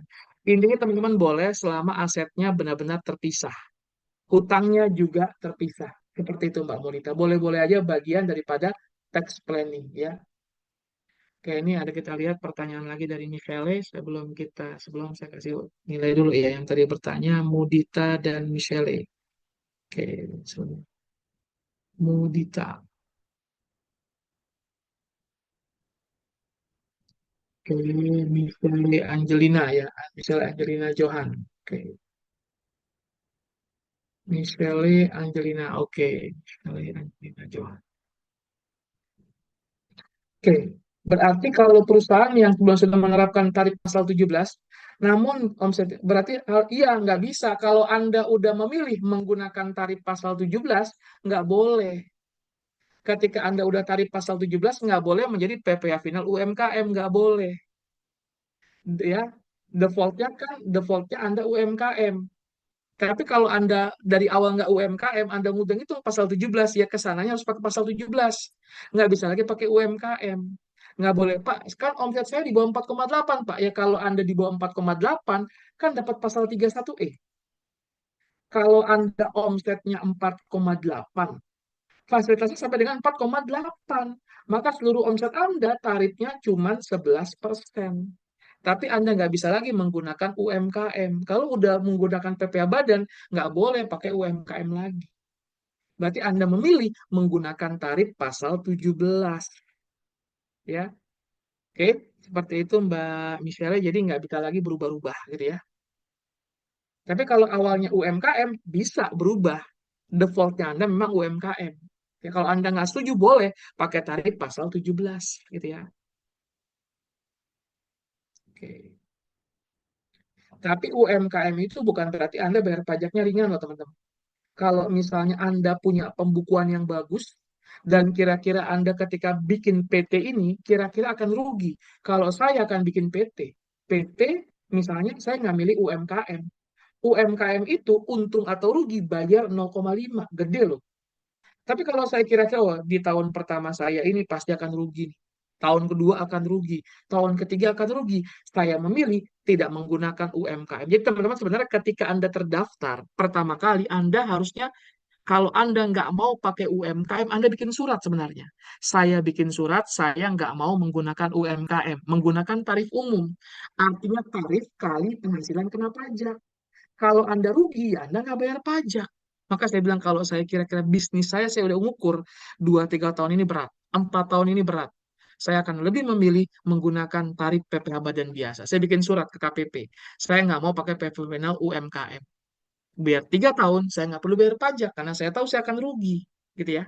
Seperti jadi ketika Anda tax planning pastikan nih kira-kira untung atau rugi. Kalau rugi ya pakai tarif pasal 17 yang hanya bayar pajak kalau laba. Kalau rugi nggak bayar pajak tadi.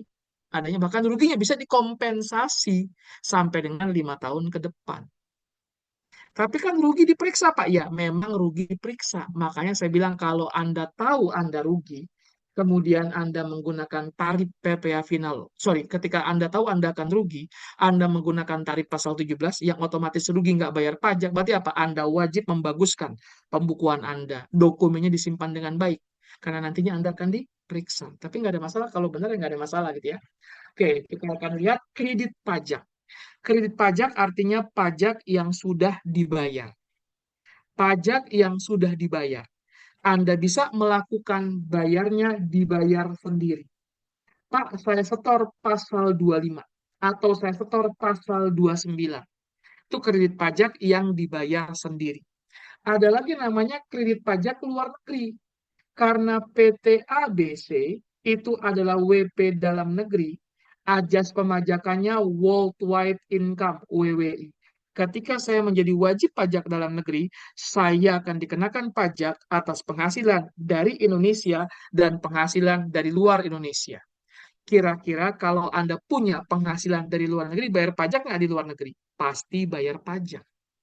Jadi kita ulangi lagi, konsepnya worldwide income. Ketika saya Mauladi telah menjadi WP dalam negeri Indonesia, maka saya akan bayar pajak atas penghasilan dari Indonesia dan dari luar Indonesia. Ketika PT ABC menjadi wajib pajak dalam negeri Indonesia, maka dia akan bayar pajak atas penghasilan yang dihasilkan di Indonesia dan penghasilan di luar negeri. Ketika saya punya penghasilan di luar negeri, kemungkinan saya akan dipotong pajak, ditagih pajak di luar negeri. Pajak yang dibayarkan di luar negeri dapat saya akui sebagai pembayaran pajak dalam negeri. Itulah pasal 24. Karena Anda menggabungkan penghasilan dari luar negeri ke dalam negeri, jangan mau enaknya doang. Jangan hanya dong gabungin penghasilannya. Bagaimana dengan pajak yang dibayar di sana? Maka pajak yang dibayar ke otoritas pajak luar negeri dianggap sebagai pembayaran pajak dalam negeri, mengurangi PPh badan dalam negeri. Itulah kredit pajak luar negeri, pasal 24. Kemudian kredit pajak dalam negeri lewat pemotongan atau pemungutan. Pasal 22, pasal 23. Kita lihat bagaimana sih terciptanya pasal 22. Anda ingat kalau berbicara pasal 22, kapan Anda bayar pasal 22? Pada saat impor, Pak, saya bayar pasal 22 impor, saya bayar PPN impor, Pak, saya bayar bea masuk. Contohnya, pada saat saya beli persediaan, Pak, persediaan barang dagangan, beli bahan baku impor. Saya beli bahan baku impor, Pak. Harga belinya misalnya 100 juta. Saya bayar PPN, Pak, 11%. Saya bayar PPN 11 juta. Saya bayar pasal 22 impor senilai 7,5%, 7,5 juta. Dan saya bayar bea masuk, Pak, 20%, 20 juta. Jadi ketika Anda impor, harga barangnya 100 juta, Anda bayar PPN impor 11 juta, Anda bayar pasal 22, 7,5 juta, 7,5%, bea masuk 20%. Total yang Anda bayar berapa tuh? 131, 138,5 juta. Bagaimana jurnalnya? Jurnalnya pertama persediaan. Persediaan bertambah. Persediaan bertambah senilai 100 juta. PPN yang dibayar, VAT in, dicatat di debit, VAT in, senilai 11 juta.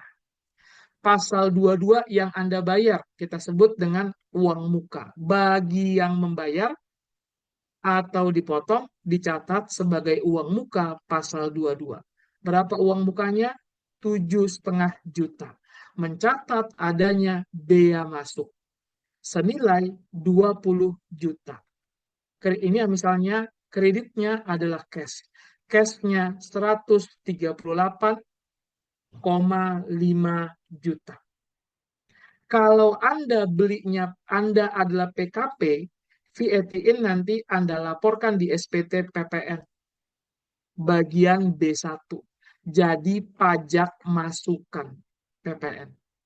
Kalau kemudian bagaimana Pak dengan uang muka pasal 22? Uang muka pasal 22 ini nanti 7,5 juta Anda laporkan di SPT PPh Badan lampiran 3. Artinya ketika Anda bayar pasal 22 impor 7,5 juta, kata negara, Anda bayar pasal 22 impor 7,5 juta. Pak, saya lapor dong Pak di SPT 22. Tidak. Kalau Anda bayar pasal 22 impor, Anda bukan lapor di SPT unifikasi, bukan lapor di SPT 22. Pasal 22 impor yang Anda bayar dilaporkan di lampiran ketiga SPT PPh Badan, yang nantinya mengurangi pajak perhutang. Kita lihat SPT PPh Badan lampiran ketiga. Oke, ini lampiran ketiga. Kata-katanya adalah kredit pajak dalam negeri. Jadi kalau ketika Anda impor, pemungut bea dan cukai, NPWP-nya kosong-kosong, jenisnya pembelian. Tadi berapa DPP-nya? 100 juta. Pajak yang dibayarnya berapa? 7,5 juta. Ini Anda bukti bayar dengan NTPN dan tanggal bayar. Kalau ini sudah dijumlahkan, pindahkan ke depan. Kita lihat kata-katanya di sini. Ada kata-katanya, diisi, kemudian pindahkan ke bagian ini ke dalam 1771 huruf C angka 8A. Pindahkan ke 1771 huruf C angka 8A. Pindahkan ke induk huruf C angka 8A. Pindahkan ke induk huruf C angka 8A ini. Jadi pajak yang Anda bayar bukan lapor di SPT 22, tapi dilaporkan di SPT PPh Badan, mengurangi pajak PPh Badan yang terhutang. Itulah bukti pungut pasal 22. Bagaimana Pak dengan biaya masuk Pak? Nah, teman-teman, biaya masuk jadi biaya deductible expense kalau Anda PKP. Bagaimana Pak kalau saya adalah non PKP? Kalau non PKP, biayanya ditambahkan dengan pajak masukan. Yang bisa Anda biayakan VAT in deductible expense. Biaya masuk deductible expense kalau Anda PKP. Sorry, kalau Anda non PKP. Kalau non PKP, Anda nggak bisa mengkreditkan. Pajak masukan jadi biaya. Biaya masuk Anda PKP maupun bukan, biaya masuk cukai itu jadi biaya deductible expense. Tapi pasal 22 harusnya nggak jadi biaya. Anda laporkan sebagai kredit pajak di SPT PPh Badan Romawi ketiga. Gitu ya. Oke, itu terkait dengan pasal 22. Oke, terkait dengan pasal pasal 22 ada pasal 22 impor. Ada pasal 22 terkait dengan transaksi kepada bendaharawan. Oke, kalau saya punya transaksi PPh pasal 23. PTA PTA membayar jasa, membayar jasa teknik kepada PTB senilai Rp 30 juta dan memotong PPh pasal 23 senilai 2% kali 30 juta sebanyak 600.000. Pertanyaan saya adalah siapa ya yang lapor SPT PPh 23? Siapa yang lapor SPT 23? Siapa yang lapor SPT 23? Oke, siapa yang lapor PTA membayar jasa teknik kepada PTB senilai 30 juta dan PTA memotong PPh 23 senilai 600.000.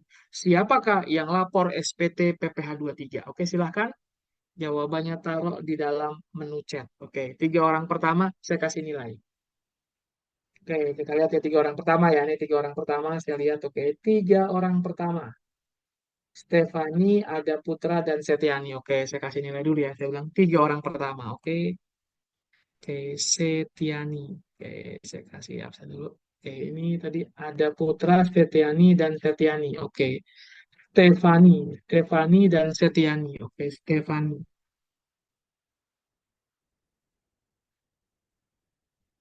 Vivin Stefani, berarti Stefani itu Vivin Stefani. Oke, Vivin Stefani. Oke, kita kasih nilai tambahan. Kemudian ada Saputra dan Setiani. Oke, ada Saputra dan Setiani. Oke, dan Setiani Meta. Oke, Setiani Meta. Oke, berarti yang lapor pasal 23 betul adalah PTA. Bagaimana jurnalnya PTA? Jurnalnya PTA adalah dia mencatat adanya biaya jasa. Biaya jasa adalah sebanyak 30 juta. Bagi yang memotong, bagi yang memungut dicatat sebagai hutang. Hutang PPh 23. Berapa hutangnya? Adalah 600.000. Kas yang dibayarkan adalah 29.400.000. Inilah jurnal PTA. PTA lapor SPT PPh 23. Berarti kalau SPT Potput yang keluar uang, yang catat sebagai biaya. Bagaimana jurnalnya daripada PTB? PTB adalah yang terima uang. Dia terima kas. Kas sebesar 29.400.000. PTB terima bukti potong PPh 23. Bukti potong PPh 2. Ini yang buat bukti potong, ini terima bukti potong. Bagi yang dipotong, bagi yang menerima, bagi yang dipotong, bagi yang dipungut, bagi yang mendapatkan bukti potong, bukti pungut, dicatat sebagai uang muka PPh 23. Senilai berapa? Senilai 600.000. Kreditnya dicatat sebagai sales. senilai 30 juta. PTB, bukti, ketika Anda mencatat uang muka, berarti nantinya Anda bukan lapor di SPT 23.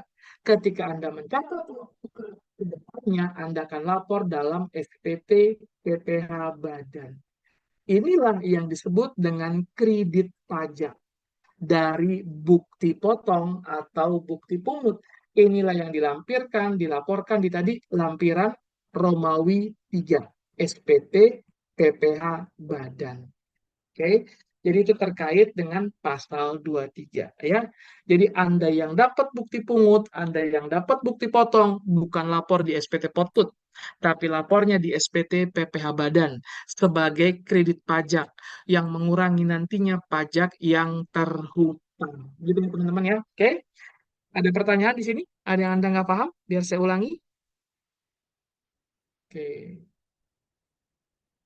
Apabila apabila seharusnya kita mendapatkan bukti potong, tapi kemudian hilang, Pak, dan tidak bisa didapatkan lagi, apakah boleh yang seharusnya jadi kredit pajak, tetapi karena tidak memiliki data jadi dibebankan menjadi beban pajak, dan apakah itu dikoreksi? Nah, pertanyaannya bagus nih ya, dari Mbak Setiana Meta. Oke, jadi kalau seandainya kan bukti potong Anda hilang, harusnya zaman sekarang nggak mungkin hilang ya, kan via PDF ya, tapi bisa jadi filenya juga hilang, nggak bisa dapat data. Perusahaannya udah nggak ditemukan, Pak. Perusahaannya udah nggak ditemukan, kita udah nggak dapat data. Sebenarnya tadi kalau Anda mau, Anda bisa minta ke kantor pajak. Bisa minta konfirmasi. Bukti potong kami hilang, kami ingin memastikan apakah ini benar udah dilaporkan oleh lawan. Bisa, so. Tapi itu anggaplah susah. Nggak bisa, Pak. Gimana, Pak? Boleh nggak kita catat sebagai beban? Kalau kita lihat secara jurnal, mungkin nggak jadi beban. Kita lihat kas 29.400.000. Secara jurnal, beban bertambah di debit. Boleh dong kita catat, Pak, biaya. Biaya PPh 23, 600.000. Pada senilai 30 juta. Secara akuntansi, boleh nggak? Boleh secara akuntansi. Bagaimana, Pak, secara undang-undang PPh? Di pasal 9 ya dikatakan pasal 9 ayat 1 hurufnya saya lupa, pajak penghasilan tidak boleh jadi biaya. Jadi kalau Anda kayak begini secara akuntansi boleh, tapi ketika lapor SPT PPh Badan wajib dikoreksi fiskal. Rugi dua kali. Udah dipotong, nggak bisa mengurangi pajak terhutang, ketika lapor dikoreksi fiskal. Jadi nggak boleh dibiayakan, Mbak. Makanya saya bilang kalau memang Anda pengen mengkreditkan tadi, ya Anda bisa berkirim surat ke kantor pajak meminta datanya ke tempat lawannya terdaftar. Ya, untuk memastikan ada nggak bukti potong ini, saya bisa nggak mendapatkan tindasannya by system atau meminta konfirmasi karena saya ingin mengkreditkan. Gitu ya. Jadi ada berbagai cara ya, bisa minta konfirmasi atau minta kepada KPP-nya. Tapi kalau itu susah, ya Anda biayakan, nggak dapat nggak dapat dibiayakan secara SPT PPh Badan gitu ya. Oke, tapi terima kasih pertanyaannya. Jadi nggak boleh ya, PPh nggak boleh dibiayakan gitu ya. Oke, itu tadi pertanyaan dari Mbak Setiana. Oke, kita lihat di sini PPh Badan yang terhutang 80 juta. Diambil kredit pasal 22 10 juta. Diambil kredit pasal 23. Total kreditnya 15 juta. Inilah pajak yang masih kurang bayar. PPh Badan terhutang diambil kredit potput ya, jadi bukti potong, bukti pungut yang Anda dapat mengurangi PPh Badan yang terhutang, bukan dilaporkan di SPT 23. Yang lapor SPT 23 yang bikin bukti potong, yang lapor SPT pemotongan, yang bikin bukti pungut, yang lapor SPT pemungutan gitu ya. Oke. Kredit pajak luar negeri. Tadi saya bilang ini terjadi terkait dengan worldwide income. Oke, kita lihat ada pertanyaan lagi nggak? Oke. Oh, nggak ada ya. Oke. Pasal 24 merupakan pajak yang dibayar atau terutang atau dipotong atas penghasilan yang bersumber dari luar negeri. Penghasilannya dari luar negeri digabung ke dalam penghasilannya di dalam negeri, di total. Maka pajak yang dibayarkan di luar negeri dapat diakui sebagai pembayaran pajak dalam negeri. Tetapi ada tata caranya, nggak semua. Nggak otomatis pajak yang Anda bayar di luar negeri semuanya dapat mengurangi PPh badan yang terhutang. Ada ketentuannya. Kita lihat ketentuannya. Kredit pajak luar negeri dilakukan dalam tahun pajak digabungkannya penghasilan. Jadi kalau Anda mau mengakui kredit pajak di luar negeri, pajak yang dibayarkan di luar negeri, mau Anda mengurangi PPh badan dalam negeri, maka pastikan Anda telah menggabungkan penghasilannya di tahun yang sama. Kreditnya yang Anda akui digabungkan di tahun yang sama dengan penghasilannya yang Anda akui. Kredit pajak 2024, ya digabungkan dengan penghasilan 2024. Jadi penghasilannya dulu digabung, baru kreditnya diakui. Penghasilan dari luar negeri adalah penghasilan neto. Jadi penghasilan yang digabungkan dari luar negeri adalah penghasilan neto. Penghasilan bruto diambil biaya-biaya. Penggabungan penghasilan dari luar negeri adalah pada tahun diterimanya atau diperolehnya penghasilan. Penghasilan di luar negeri. Jadi gini teman-teman, Pak, bagaimana Pak kalau di luar negeri saya rugi? Rugi di luar negeri tidak dapat diakui. Kalau Anda rugi di luar negeri, tidak dapat diakui. Terus kalau begitu, pajaknya gimana, Pak? Nggak dapat diakui. Jadi kalau Anda rugi di luar negeri, penghasilannya nggak boleh digabung, pajak yang dibayar di luar negeri nggak boleh juga digabung. Jadi untuk bisa digabungkan, di luar negeri harus untung, pajaknya baru dapat diakui sebagai kredit pajak. Gitu ya. Penghasilan luar negeri dapat dikreditkan pada saat digabungkannya penghasilan.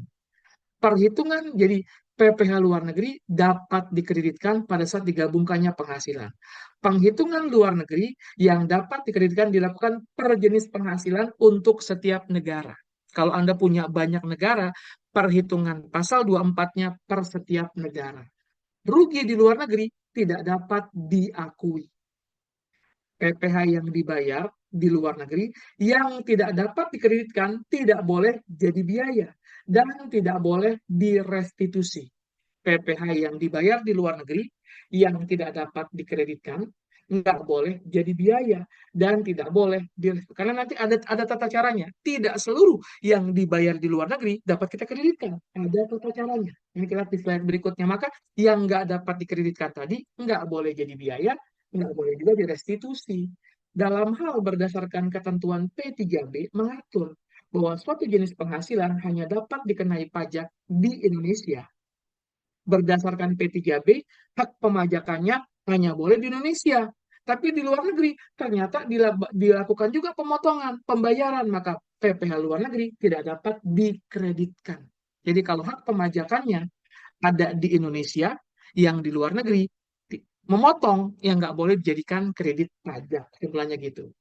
Dalam hal PPh luar negeri yang telah dikreditkan, ternyata kemudian dikurangkan atau dikembalikan. Anda ngakui sebagai kredit pajak. Ternyata oleh negara luar negeri, Anda dikembalikan atau dikurangkan.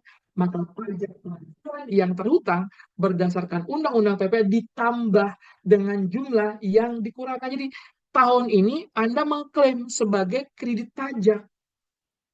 Anda udah bayar, Anda klaim mengurangi PPh badan. Tahun depan ternyata uangnya tadi dikembalikan. Uang pajak yang Anda bayar di luar negeri dikembalikan, wajib ditambah dengan PPh yang terhutang. Maka kalau Anda lihat di SPT ini ada. Kita lihat ya di SPT bagian induk SPT. Bagian induk SPT di sini ada kata-kata di sini. Pengembalian, jadi PPh terhutang tadi ditambahkan dengan kredit pajak yang dulu sudah Anda kreditkan, tetapi kemudian dikembalikan atau dikurangkan. Kalau seandainya ketahuan Anda kreditkan tahun lalu, tahun ini ada pengembalian. Maka pengembalian tahun ini wajib digabungkan dengan PPh badan yang terhutang. Gitu ya. Oke. Kita lihat lagi di sini. Oke. Penghitungan. Jadi gini teman-teman. Tidak semua boleh dikreditkan. Yang boleh dikreditkan adalah ditentukan berdasarkan jumlah yang paling sedikit. Jadi ngebandingkan yang paling sedikit antara jumlah pajak penghasilan yang seharusnya terutang, dibayar, atau dipotong berdasarkan P3B.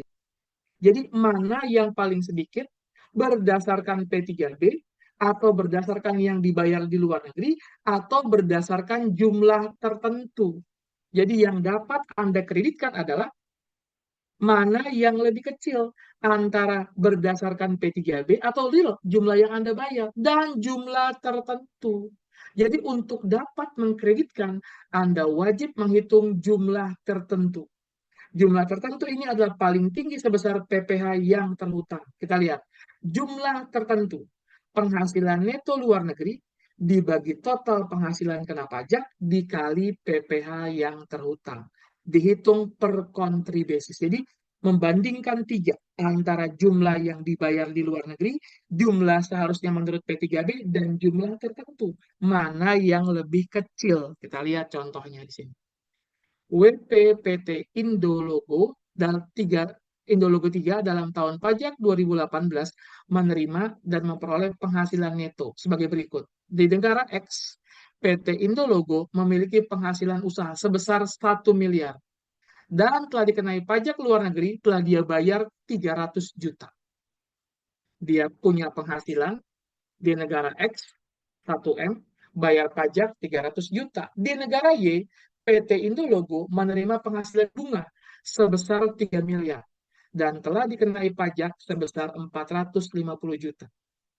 Tidak terdapat biaya atas penghasilan bunga. Dan di negara Z, PT Indologo menderita kerugian dari penjualan harta sebesar 250 juta. Penghasilan itu dalam negeri 4 miliar. Penghasilan itu dalam negeri 4 miliar. Kita lihat di sini. Penghasilan itu dari luar negeri. Negara X 1M, di negara Y 3M. Rugi nggak boleh digabung. Total penghasilan neto luar negeri ditambah penghasilan neto dalam negeri, total penghasilan neto. Oke, anggap tidak ada kompensasi kerugian, langsung menjadi penghasilan kena pajak. Penghasilan neto fiskalnya 8M, kompensasi kerugiannya 0, penghasilan kena pajak 8M. Tarifnya 25%, maka PPh terutangnya adalah 2 miliar. PPh terutang dia 2 miliar. Kredit pajak yang diakui apakah 300 juta? Dilihat jumlah terkecil antara yang dibayar di luar negeri atau jumlah tertentu. Jumlah tertentu adalah penghasilan neto luar negeri sebanyak 1M dibagi total penghasilan kena pajak dikali total PPh terhutang. Jumlah tertentunya adalah 250 juta. Yang dibayar 300 juta. Maka yang dapat dikreditkan adalah 250 juta. Jumlah terkecil antara yang dibayar atau berdasarkan P3B dengan apa? Dengan jumlah tertentu. Jumlah tertentunya 250 juta. Yang udah dibayar 300 juta. Yang dapat dikreditkan hanyalah 250 juta. Penghasilan di negara Y. Penghasilan netonya 3M dibagi dengan total penghasilan kena pajak dikali dengan total PPh terutang. Jumlah tertentunya adalah 750 juta. Yang udah Anda bayar 450 juta. Yang dapat diakui adalah 450 juta. Jadi yang dibayar di luar negeri tidak otomatis dapat dikreditkan dibandingkan dengan jumlah terkecil antara jumlah tertentu dengan yang dibayar di luar negeri atau berdasarkan P3B. Jumlah tertentu adalah penghasilan neto dibagi total penghasilan kena pajak dikali dengan total PPh terhutang. Seperti itu, oke? Dan ini dilaksanakan adalah untuk setiap penghasilan dan per country basis, gitu ya. Jadi harus tiap penghasilan, ya, per country basis, oke? Itu adalah jumlah tertentu. Oke, ada pertanyaan? Sudah jam 9 lewat ya. Oke, kalau ada pertanyaan silahkan. Nanti kita lanjutkan lagi dalam pasal 25 ya. Nanti kita lanjutkan pasal 25 dan kita latihan rekonsiliasi fiskal gitu ya. Oke, silahkan kalau ada yang mau bertanya. Kalau nggak ada, saya akan coba bagikan yang apa ya, yang sudah saya kerjakan ya. Saya akan bagikan kepada Anda tadi yang terkait dengan penyusutan ya. Oke, saya bagikan dulu kepada Anda, takut lupa. Oke, latihannya saya save dulu. Oke. Oke, ini kita save dulu ya. Sebentar saya akan bagikan ini kepada Anda. Biar saya nggak lupa. Oke, ini saya save. Oke, saya bagikan dulu dalam menu chat ya.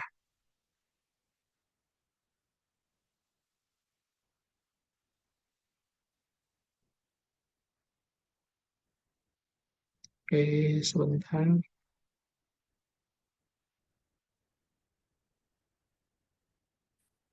Oke, itu udah saya bagikan di dalam menu chat ya. Silakan Anda download ya. Oke, oke saya kembalikan kepada Mbak Dea. Silakan Mbak Dea. Baik, terima kasih banyak Pak Mauladi atas pemaparan materi pada pertemuan malam hari ini. Terima kasih juga kepada teman-teman semua yang sudah bergabung pada pertemuan malam hari ini. Kita lanjutkan di pertemuan selanjutnya. Terima kasih semuanya. Selamat malam, selamat beristirahat. Oke, izin live ya. Oke, selamat malam.